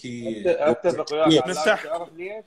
ايه ما يمتلك الارجنتين من عناصر تختلف عن ما يمتلك البرتغال، من عناصر مهمه وتقدر تأدي وتقدر تهاجم وتقدر تسجل. المنتخب الارجنتيني لا يمتلك اي لاعب ممكن ان ينهي لك مباراه غير ميسي، لا يمتلك اي لاعب ممكن يقود لك المباراه. كابتن اركان، ديبالا موجود قاعد على دكه الاحتياط، هم مفتح من مفاتيح منتخب الارجنتين. ديبالا موضوع غريب عجيب يعني، فاني بطلت احكي بيه لان تعبت يعني، سواء كان من يوفنتوس لليوم يعني. هذا يعني هم حال المغتربين. والله جديات، عبالك جيلوان حمد مال الارجنتين. قوي والله. والله شيء غريب. لذلك اتفق ويا علاوي، الوضع يختلف مع ميسي. شوف ميسي ورونالدو، المهاره العاليه مع الاسيست العالي اللي عند ميسي يختلف عن اللياقه العاليه مع تسجيل الاهداف من رونالدو. لذلك لما يكبر الشخص، ابو المهاره يطول اكثر ويفيد اكثر الفريق، ابو البدنيه لما تقل مع مهاره مو بالمستوى اللي مثل ميسي. بين رونالدو الفرق اليوم. رونالدو تفكيره الذهني حكيناها البارحه مع علاوي وذكرها استاذ سامي بحث، قلت له هذا التوافق الذهني البدني هذا احنا نشتغل عليه بالتمارين الرياضيه. صحيح. اللاعبين الصغار نعطيهم تمارين شلون مثلا الوان ويا الركض ونقول له اللون الكذا، يعني هوايه اكو تمارين لها طبعا هاي نشتغلها ليش؟ حتى يكون اكو هذا التوافق الذهني العضلي للاعب. صحيح. اليوم هسه رونالدو يريد يسوي الدبل مثل ما يسوي قبل، دبل كيك مثلا، او يريد يسوي في حاله معينه، لكن تعود جسمه وكبره والعمر اللي بعد ما ينطي نفس السرعه بالقرار اللي موجود عند راموس مثلا اللي نزل بمكانه، او عند سيلفا، او عند اللاعب اللي اصغر، او عند رونالدو نفسه قبل 3 سنوات 4. لذلك رونالدو شوفه يريد يسوي الحاله، لكن يسوي مثلا يضوج او كذا، لان يعرف ما قدر يسويها بالوقت المناسب. بالضبط هذا طبعا. الشيء اللي دا يصير. كابتن ميسي لعبه مختلف، ميسي لعبه الحيازه بالكره، الباص الصحيح، يريد ناس تركض له وهو يدزهم. هذا اللي دا يصير، هو اللي يدز لهم الثرو باص، هو اللي يشوت، مراوغ لليوم. لذلك ميسي ما يركض باللعبه اكثر من 4 to 6 يعني كيلومتر ماكسيموم، لان يمتلك العصا السحريه المنتخب الارجنتيني. دا يخزن مجهوده، اتفق كابتن، دا يخزن مجهوده، ينتظر يتحرك فقط من عند الكره ويسوي الحالات. لذلك دا يلعب بشكل صحيح بدنيا، دا يحافظ على نفسه، ومن مباراه لمباراه يقدر يكمل. اذا يلعب مثل غيره وينزل ويدافع ويقاتل كذا، ميسي ما يقدر يكمل 3 لعبات على مستوى عالي. زين كابتن اركان، انت بما انه متابع منتخب الارجنتين، منتخب الارجنتين بهذا المونديال كان دائما هو يضغط الفرق الخصم ملعبهم، بحيث ما تشوف انه صح انه تلقى اهداف الارجنتين، شو وقت تلقى اهداف من المنتخبات تلعب ضده تقدر تسيطر وتلزم كره وتفور كره، تشوف انه منتخب الارجنتين يرجع. لكن شوف انت منتخب الارجنتين دائما يضغط المنتخبات بملعبه، هذا سبب لهم مشاكل. باكر هولندا نتمنى طبعا، يعني اكو كلش انتقادات داخل هولندا على اداء منتخب هولندا. تعرف انت كابتن منتخب هولندا معروف باللعب الشامل واللعب الممتع، لكن ابتعدت هولندا عن هاي الفلسفه، لان تعرف منتخب هولندا اكثر منتخب وصل نهائيات وما حصل عليه. ففان قال لهم انه انتم تردون اللعب الممتع، بس عندنا شويه هم كلش متعصبين لهاي المساله، وكلش انتقادات. طبعا من اقول لك كابتن، مو انتقادات ناس عاديين، يعني ناس على مستوى فان باستن، على مستوى فاندرفارت، على مستوى سنايدر، لاعبين يعني لهم ثقلهم مثل ما يقولون.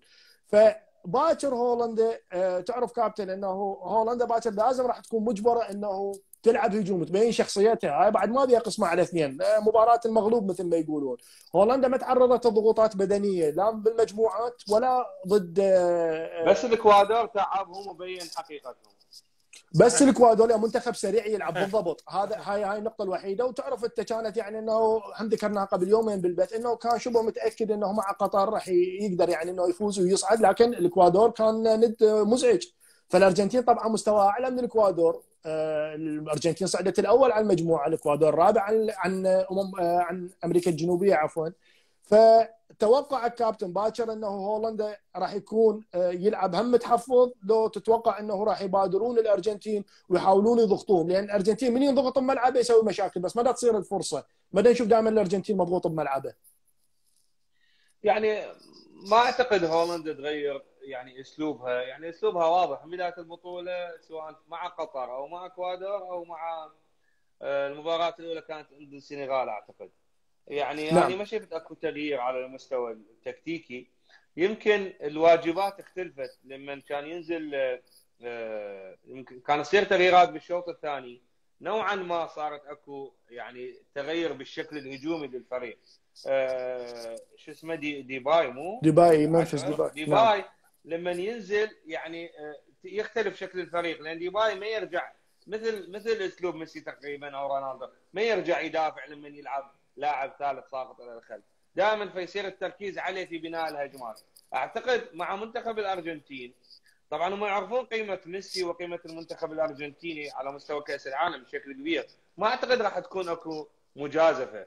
اللعب على المرتدات امام الفريق الارجنتيني هو اهم ما ممكن. يمكن احد الاشخاص كاتب نفس الحكي. نعم دلشاد. اللعب على المرتدات هو اهم سلاح ضدهم. شوف المنتخب السعودي كيف تغلب على الارجنتين. المنتخب الارجنتين بالغ في عمليه فتح الملعب والهجوم، كونه يلعب ضد المنتخب السعودي وما حسب له حساب، وبالتالي هو المنتخب الارجنتيني اوريدي في الثلث الدفاعي عنده مشاكل اوريدي، يعني هاي موجوده، سواء كان هو يدافع او يلعب بشكل مفتوح. لذلك استغلوها المنتخب السعودي وسجلوا هاي الاهداف امام منتخب بحجم منظم بحجم هولندا. من الصعب انه المنتخب الارجنتيني راح يلعب بهالطريقه. ممكن لاوقات في المباراه، اوقات اللي تكون الكره بصالحه ووضعه يكون، شوف المباراه لها اجزاء كثيره، يمكن هاي الامور الجمهور ما يفكر بيها، المدربين يفكرون اكثر. اكو نعم. مراحل بالمباراه، مرحله جزء النظر، اكو مرحله الفريق يكون بالفورمه مالته، تحس هجمه ورا هجمه خلص ماشيه وياه، الباص ما ينقطع بعد، فالفريق يمشي من 5 دقائق الى 8 دقائق بشكل كبير، يشتغل صح كذا، وراها الفريق يوقف يجر نفس. مثلا بهاي المباريات الكبيره يعني تختلف عن الدوري، هاي المباريات يحتاج لها يعني تنظيم، تعرف شو وقت اول ربع ساعه شو راح تلعب، بعد ربع ساعه اذا تلقيت هدف كيف تلعب. هاي مرسومه، المدربين الكبار يفهموها هاي استراتيجيه للاعبين في كل سيناريوهات. مباراه كيف راح نلعب. جزئيات، اي جزئيات. متوقعه، اي سيناريوهات متوقعه لازم يعني ما يتفاجئ بها اللاعب. لذلك تشوف اكو انديه ومنتخبات معروفه يقول لك هذا الفريق بس ياكل جول ينتهي، وهاي منتخبات بس ياكل جول يا اخي ينتهي. وانديه واكو فرق لا، يسجل عليه هدف ولازم يرجع، لان هو متعلم شلون يتعامل مع هذا السيتويشن اللي يصير عنده بالمباريات. لذلك اتوقع المباراه لحد الان 50-50 باستثناء ميسي وسوالفه. ما تعرف شو يسوي لك ميسي، شو راح يسوي لك بفاول بكره من الجانب يدخل يراوغ لك اربعه. اما على مستوى تقول لي لاعبين وتنظيم، انا بالعكس اشوف هولندا اكثر منظمه بشكل كفريق. لكن انت تفضلت بشيء مهم جدا، لحد الان لم تختبر بالشكل الحقيقي. امام امريكا كانت الامور يعني ميسره امامها. صح. السنغال فريق عادي، المنتخب القطري فريق ايضا كان يعني لم يوفق في هذه البطوله. الفريق الوحيد اللي شويه لعب امام المنتخب الهولندي الاكوادور واحرجهم. لذلك يوم غد راح تكون يعني الامور يعني اعتقد تبين اكثر هل المنتخب الهولندي منتخب يقدر يوصل لمباراه النهائي، يقدر يتعدى هاي المرحله ام لا.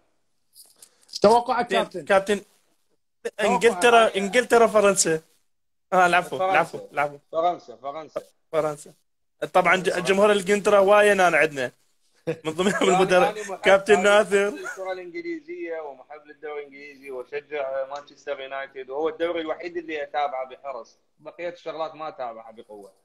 بس المنتخب الانجليزي ينقصه شيئا ما، يعني ما اعرف شنو، اكو شيء ينقص هذا المنتخب في كل مشاركه. يعني يمكن الناس كلها راح تقول اركان نجيب دا يقيم مثلا مدرب منتخب فرنسا لا انجلترا، لكن اشوف المدرب لحد الان ما يتعامل 100% صح مع ما يمتلكه من لاعبين على مستوى عالي. كابتن فرات تقدر تصعد كابتن ناثر الخطيب يرد على التساؤل اللي عندك كابتن اركان بخصوص هذا الشيء اللي يفقدوه انجلترا؟ اي اكو شيء غريب، ولا هذا الجيل يستحق بطوله. يمكن يقول لك احنا متفقين. اوروبا كانت يعني البطوله الاقرب لهم لكن لم يوفقوا. مساء الخيرات. مساء الخير كابتن ناثر الخطيب ويانا. نورتنا. اهلا وسهلا حبيبي. شلون الصحه كابتن اركان؟ نورتنا وشرفتنا. الله يسلمك حبيبي. شلونهم الشباب؟ الله يسلمك كابتن. كابتن ناثر يا هلا بخير ذاته بخير. أنا بخير الحمد لله، وبدنا ننتظر المباراة مع المنتخب انجلترا ان شاء الله. هنا طبعا هنا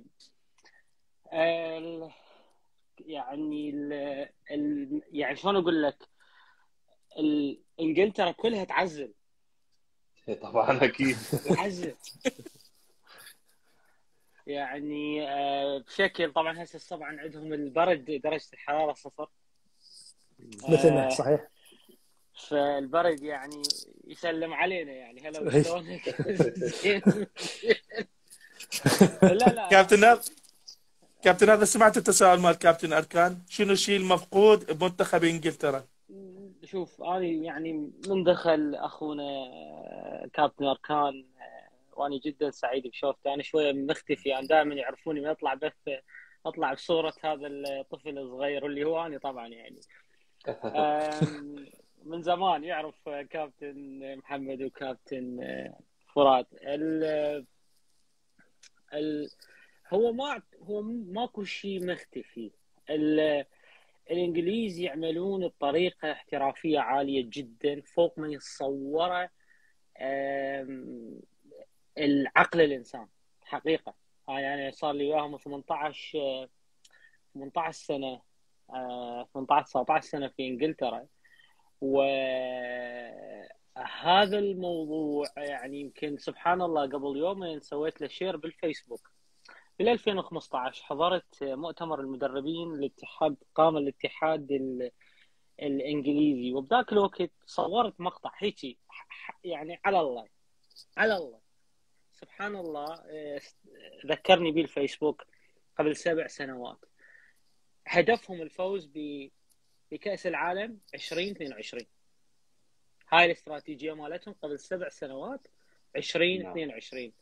يمكن الكابتن أركان اتطرق على استراتيجية وتخطيط وشون كذا، ويمكن حتى ذكر كابتن فرات مثلا الواقعية بعملية وين يوصلون دور الثمانية، دور 16.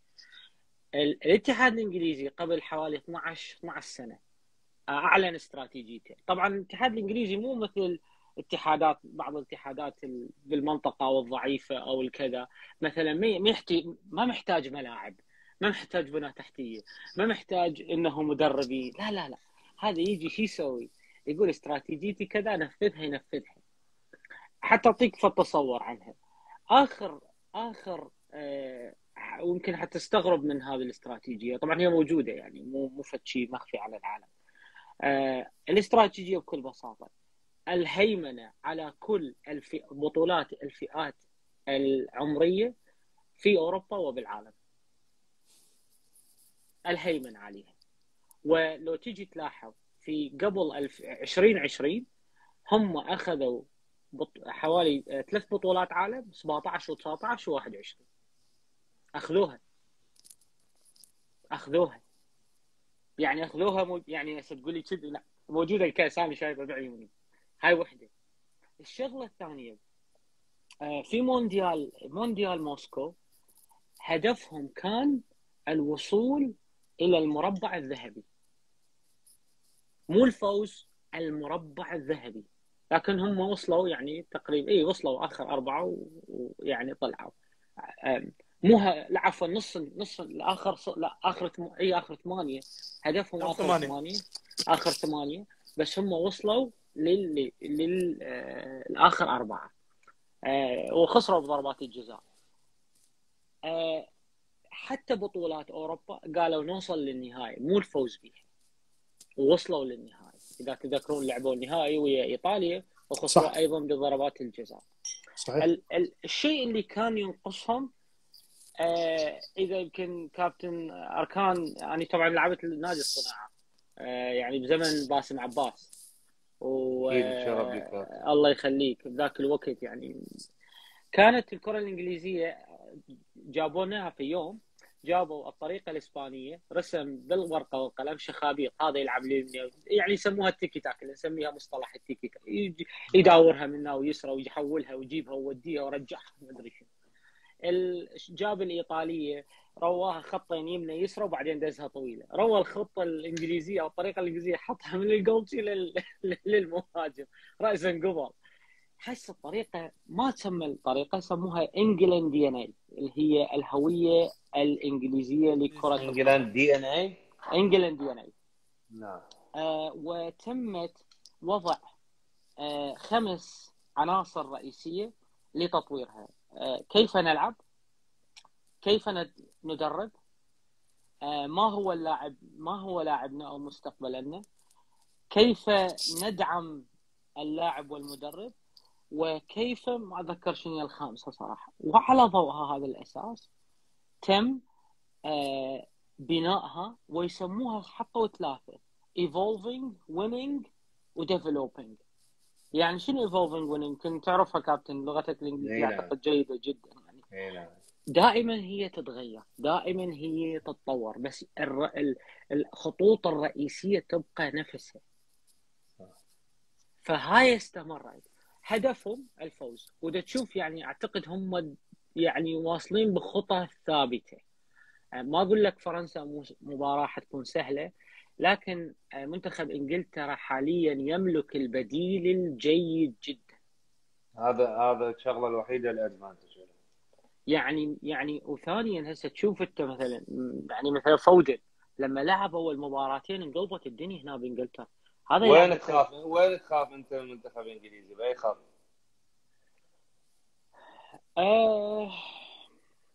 صراحة أنا ما أخاف يعني، حتى أكون صادق وياك. ليش كابتن أركان؟ أنا اشتغلت وياهم صار لي 10 سنوات. يعني أنا يعني صار لي بالاتحاد الانجليزي، يعني صار لي ادرب دربت 3 أندية محترفه في انجلترا. ما شاء الله. وايضا يعني حتى يمكن هاي ما ادري قايلها عندك بالبيت كابتن فراد، يعني اني العام سيسوكو نعم يعني قلت لي جاب ابنه يعني جاب ابنه، جاب اي ابنه، نعم. يعني كنت ادرب ابن سيسوكو. تصور سيسوكو لاعب 80 مباراه دوليه لمنتخب فرنسا وماخذ كاس العالم، قاعد يتفرج الوحده التدريبيه مالتك. يعني هاي بالنسبه لي يعني دخلت الجنه انا هسه. للمزاح يعني، المزاح طبعا يعني، لا بس هم صراحه يعني ناس هم حالهم عاديين جدا يعني. بس كابتن ناثر، هاي الحلقه الاضعف من منتخب انجلترا ايش تتوقع امام فرنسا؟ لان فرنسا فريق منتخب مو اعتيادي حقيقه، مع العلم ما يمر باحسن حالاته منتخب فرنسا للتوضيح. لا اي انا اتوقع بس الكرات اللي شويه من جهه ماجواير، هو يعني العمق الدفاعي بشكل عام، ماجواير الوجود بسرعه مبابي يعني راح تكون خاطره عليهم اذا ما لعبوا باسلوب، يعني باسلوبهم المتعودين عليه المنتخب الانجليزي، راح تكون صعبه. انا اعتقد المنتخب الفرنسي كان محظوظ بغياب بوجبا وبغياب كانتي، يعني هيك اشوف انه اسلوب ورتم المنتخب الفرنسي صار اسرع بكثير. اي لا يعني هو شوف يعني هي الخوف من، يعني شوف هسه كابتن علاء كتب شغله هي فعلا هي احد النقاط، الخوف من الترانزيشن مومنت، لحظات الانتقال من الدفاع الى الهجوم، خصوصا لمامبابي. يعني هذا اللي شويه قد يربك، لكن ما التفوق راح يصير. هو هذا وديمبيلي عندك ايضا كابتن ناثر، ايضا هو اقل جوده من مبابي، بس ديمبيلي السرعات اللي عنده بالمساحات يعني لاعب، ولا هو ذهنيا شوي انا عندي عليه علامات استفهام. لا بس لا تنسى، انت لا تنسى منو امام، يعني لوك شو هو يمر بافضل حالاته. لوك شو مدافع حتى كان في مانشستر يونايتد. على فكره انا اشجع مانشستر يونايتد، يعني هاي من هسه احنا صرنا اصدقاء كابتن، راح نلتقي بانجلترا. كنت شرفنا. الله يسلمك. بالاضافه عندك ووكر، يعني كاي ووكر موجود، يعني هم لاعبين سريعين جدا ايضا، فهذا ممكن. لكن انا اشوف انه هو حتكون مباراه يعني من وجهه نظري انجلترا تتفوق، هاي من وجهه نظري يعني. كذلك عندهم انجلترا، انا وجهه نظري ايضا انه الانتقال من الدفاع للهجوم خصوصا ويا كين وفودن وراشفورد، هذه المجموعه ولاعب الارسنال شو اسمه اللي على اليمين ساكا هذول لاعبين همين على يعني اسمهم هم كلش كافي بالانتقال، عندهم هم لاعبين جدا خطرين يعني. هاي هم توازي نقطه منتخب فرنسا بالانتقال من الدفاع للهجوم. بالضبط. ولا تنسى اكو شغله واحده، يعني حتى في الشارع الانجليزي بشكل عام، هندرسون يعني انتقدوا جارث ساوثجيت كثيرا لهندرسون. كنا سولفنا بهالموضوع. هندرسون هو مو واجبه بس تكتيكي، هو واجبه مثل ما كان يتحدث كابتن أركان عن وجود لاعبي الخبره القاده انا اشوفهم احسن قرار اتخذ رغم الانتقادات. بالضبط. قائد. لو بعد هدف الثالث لانجلترا بالمباراه، الملعب صار شو اسمه ساكت، تسمع هندرسون بس هو يصيح. كابتن علي القصاب يقول اسلوب ساوثجيت اهم نقطه تفوز لو تخسر، لان لازم تضيق المساحات امام مبابي وديمبلي. طبعا كابتن علي القصاب مدرب فئات عمريه في كندا، ايضا المدربين الشطار والاسبوع ما شاء الله، نتمنى له كل التوفيق كابتن علي القصاب، تحياتنا لك. لا يعني هي انا بدي اقول لك مثل ما تفضل كابتن فرات، هي لا تنسي عند تحكي على ديمبلي هذا مبابي موجود، لكن في المقابل انجلترا ترى عندها 4 ترى للامام مرعبين، يعني هاري كين، فودن، عندهم راشفورد، عندهم ساكا، عندهم جريليش، عندهم ليش بالضبط؟ بيلينغهام، بيلينغهام ترى يعني بيلينغهام يعني ممكن يروح حتى ريال مدريد صح. نستقبل يعني. هلا بيه. لا مانشستر احنا كباتن احنا بدنا نبقى للصبح، بس احنا كابتن اركان عن اتفاقي يعني هو اتفق ويانا انه ساعه واحده، والان اكثر من ساعه عمر ونص الساعة. تصير ساعتين، فاحنا جدا يعني ممنونين جلست منك كابتن. موعد الحلاق مالتي لا زعل، حاولت له حد. احنا جدا ممنونين منك كابتن اركان، فاحنا ما نريد نطول، نريد ناخذ ان شاء الله نعيدها نتشرف. احنا نريد ناخذ اخر شيء التوقعات مال دور الثمانيه من عندكم كباتن، وهاي راح تسجل ها، فيعني كابتن أركان تسمح لنا أولا قبل كل شيء ننشر على اليوتيوب؟ اكيد طبعا حبيبي. انا بس خلي يعني بعد إذنك. حتى خافي ندزوا لي اياها اللينك بعدين حتى ننشر. اكيد ان شاء الله. بس عفوا للمقاطعه، انا يعني حفتح الكاميرا، بس اخاف يجي كابتن اركان لانجلترا وما ما يعرفني، اقول له مرحبا. لا ان شاء الله جاي على الصيف اريد احضر مباراه مانشستر ببالي ان شاء الله. يعني كابتن ناثر منور. كابتن ناثر اهلا وسهلا. يعني اذا شجع مانشستر ونقول لك احنا نريد مانشستر، سوي لنا دعوه، احنا بس عبره البحر بيناتنا احنا وياك. ايش طلبت؟ انا اجيب لك ما تقصر كابتن ناثر. اصدقائي كلهم اعضاء. زين واحنا بالعراق من يوجه لنا دعوه؟ احنا عبر الطياره. انا تكت المباراه علي، البقيه علي. ورده. كابتن اركان بدي وياك مباراه هولندا والارجنتين، توقع نتيجه لو نقول من يتاهل اربعتهم اللعبات. يابا خلينا نقول هسه من يتاهل؟ البرازيل، كرواتيا، برازيل. اوكي. الارجنتين، هولندا، الارجنتين تاهل، مو نتيجه مباراه. تقدر تعطينا نتيجه لو ما والله فاي يعني صعبه. تمام زين. عندنا انجلترا فرنسا. انجلترا وفرنسا. المغرب برتغال. مباراة واحدة راح تذهب للأوقات الإضافية. وهي انجلترا وفرنسا. اوكي. كابتن محمد. البرازيل وكرواتيا. برازيل. زين. هولندا. ارجنتين. ما اقدر اقول لك هولندا. ارجنتين. فرنسا، انجلترا. البرتغال. وفرنسا وانجلترا. فرنسا. كابتن ناثر. نفس التوقعات. كابتن ناثر. هولندا وارجنتين. البرازيل. هولندا. انجلترا. البرتغال. هسه ارتاح كابتن فرات. لا انا بالنسبه لي يعني حقيقه انا كنت مرشح منتخب الارجنتين للنهائي، ومنتخب هولندا من كنت بالعراق انا اصلا مشجع المنتخب هولندا، يعجبوني المنتخب الهولندي، فانا اميل بالحقيقه مستوى منتخب هولندا مثل ما قال كابتن اركان وضعه تنظيمي افضل، بس انا اميل للارجنتين على قلبي وعلى ميسي حقيقه. يعني البرازيل وكرواتيا اميل للبرازيل، بس احس كرواتيا راح يعني تقلب شو اسمه، بس يلا نقول برازيل. طفي البيت.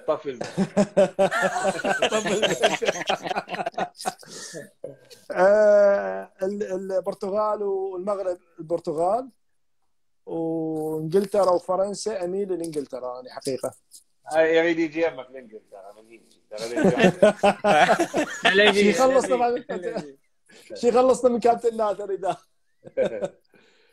كابتن حبيبي. شرفنا بيكم كباتن قبل ما تودعني، وانا سويت فولو الكابتن ايضا، ونتواصل اكيد ونستفاد اكيد ان شاء الله حبيبي. بالعكس تشرفنا ونزوركم قريبا ان شاء الله. انا يعني الصيف الجاي راح اكون باوروبا، راح اكون 100% بالسويد، وعندي راحه لليونان، فان شاء الله نحاول. هولندا مو على الطريق كابتن؟ هولندا لا ما اعتقد اسويها. يعني عندنا مناسبه في السويد، وراح اكون موجود هناك مع الاهل، ونسوي لنا جوله ان شاء الله بالسلامه، واحنا بيوتنا مفتوحه لكم كابتن، لا تكونوا قريبين. اهلا وسهلا بك، وشكرا على تلبيه الدعوه، واخذنا من وقتك كل هوايه. ممنونين، ونعيدها كابتن. ممنونين. اكيد اكيد. شكراً نزل اللينك جزيلا. نزلوها يوتيوب وراح ننشرها على صفحات. شكرا ان شاء جزيلا الله. كابتن ناصر حبيبي تم، شكرا على تواجدك ويانا وكل لا اخواني اللي بالعكس، انا موجودين. اشكركم، انا اشكركم، يعني سعيد اكون ويا كابتن اركان وياك وكابتن محمد وكل الحضور الموجودين، يعني تشرف. نورونا اليوم كلهم. يعذرونا كابتن اركان يقول لك وين بالسويد؟ متابعين يسألوا لك وين بالسويد؟ بستوكهولم. طب ستوكهولم كبيره كابتن اركان لا تخاف. تحياتنا. ما بصراحه يعني من عنوانهم بالضبط، فاكيد بوقتها راح نسوي لنا في البيت او ننزل وين. ان شاء الله إن شاء الله. السلامه تروح ترجع. تحياتنا كابتن اركان، نورتنا وتشرفنا، يعني الحديث وياك ممتع ونتمنى تتكرر. تراني بين الله فتره يسلمك. وفتره من يصدف ادخل واشوفكم لايف، ادخل اسمع في كم دقيقه واطلع، يكون مثلا ما لحق او شيء، بس معذور. يعني اطوب اعرف اكو ناس محترمه ومثقفه، يعني اسمع الأحسن. الطرح المؤدب، وكلكم ما شاء الله عليكم، وكل اخ وياكم ايضا ما موجود اليوم، الضعيف الولد ما اعرف. هسه في بغداد أستاذ كابتن هشام أستاذ زميلي هشام. ببلا أي سبورت. أيضاً. أي. تحياتنا إلك. رايح يم ابو القاص، رايح مو بالباص. أي. تحياتنا إلك. الله يخليك. كلكم ناس محترمين وواضح محبتكم يعني للرياضه، وايضا تفكرون بمصلحتنا ايضا كعراقيين الله كمصلحه يحفظك. الكره الله يحفظك. العراقيه. شهاده نعتز بها كابتن، شكرا لك مره ثانيه، شكرا للاخوان اللي ما قدرنا نشوف اسئلتهم او ما قدروا يسعدون ويانا، ان شاء الله على المرات الجايه ونلتقي وياكم بث اخر. كابتن محمد شكرا لك حبيبي، تحياتنا حبيبي لكم، كابتن فرات. تصبحون على خير، مع السلامه. في امان الله، في امان مع الله. السلامه. سلام.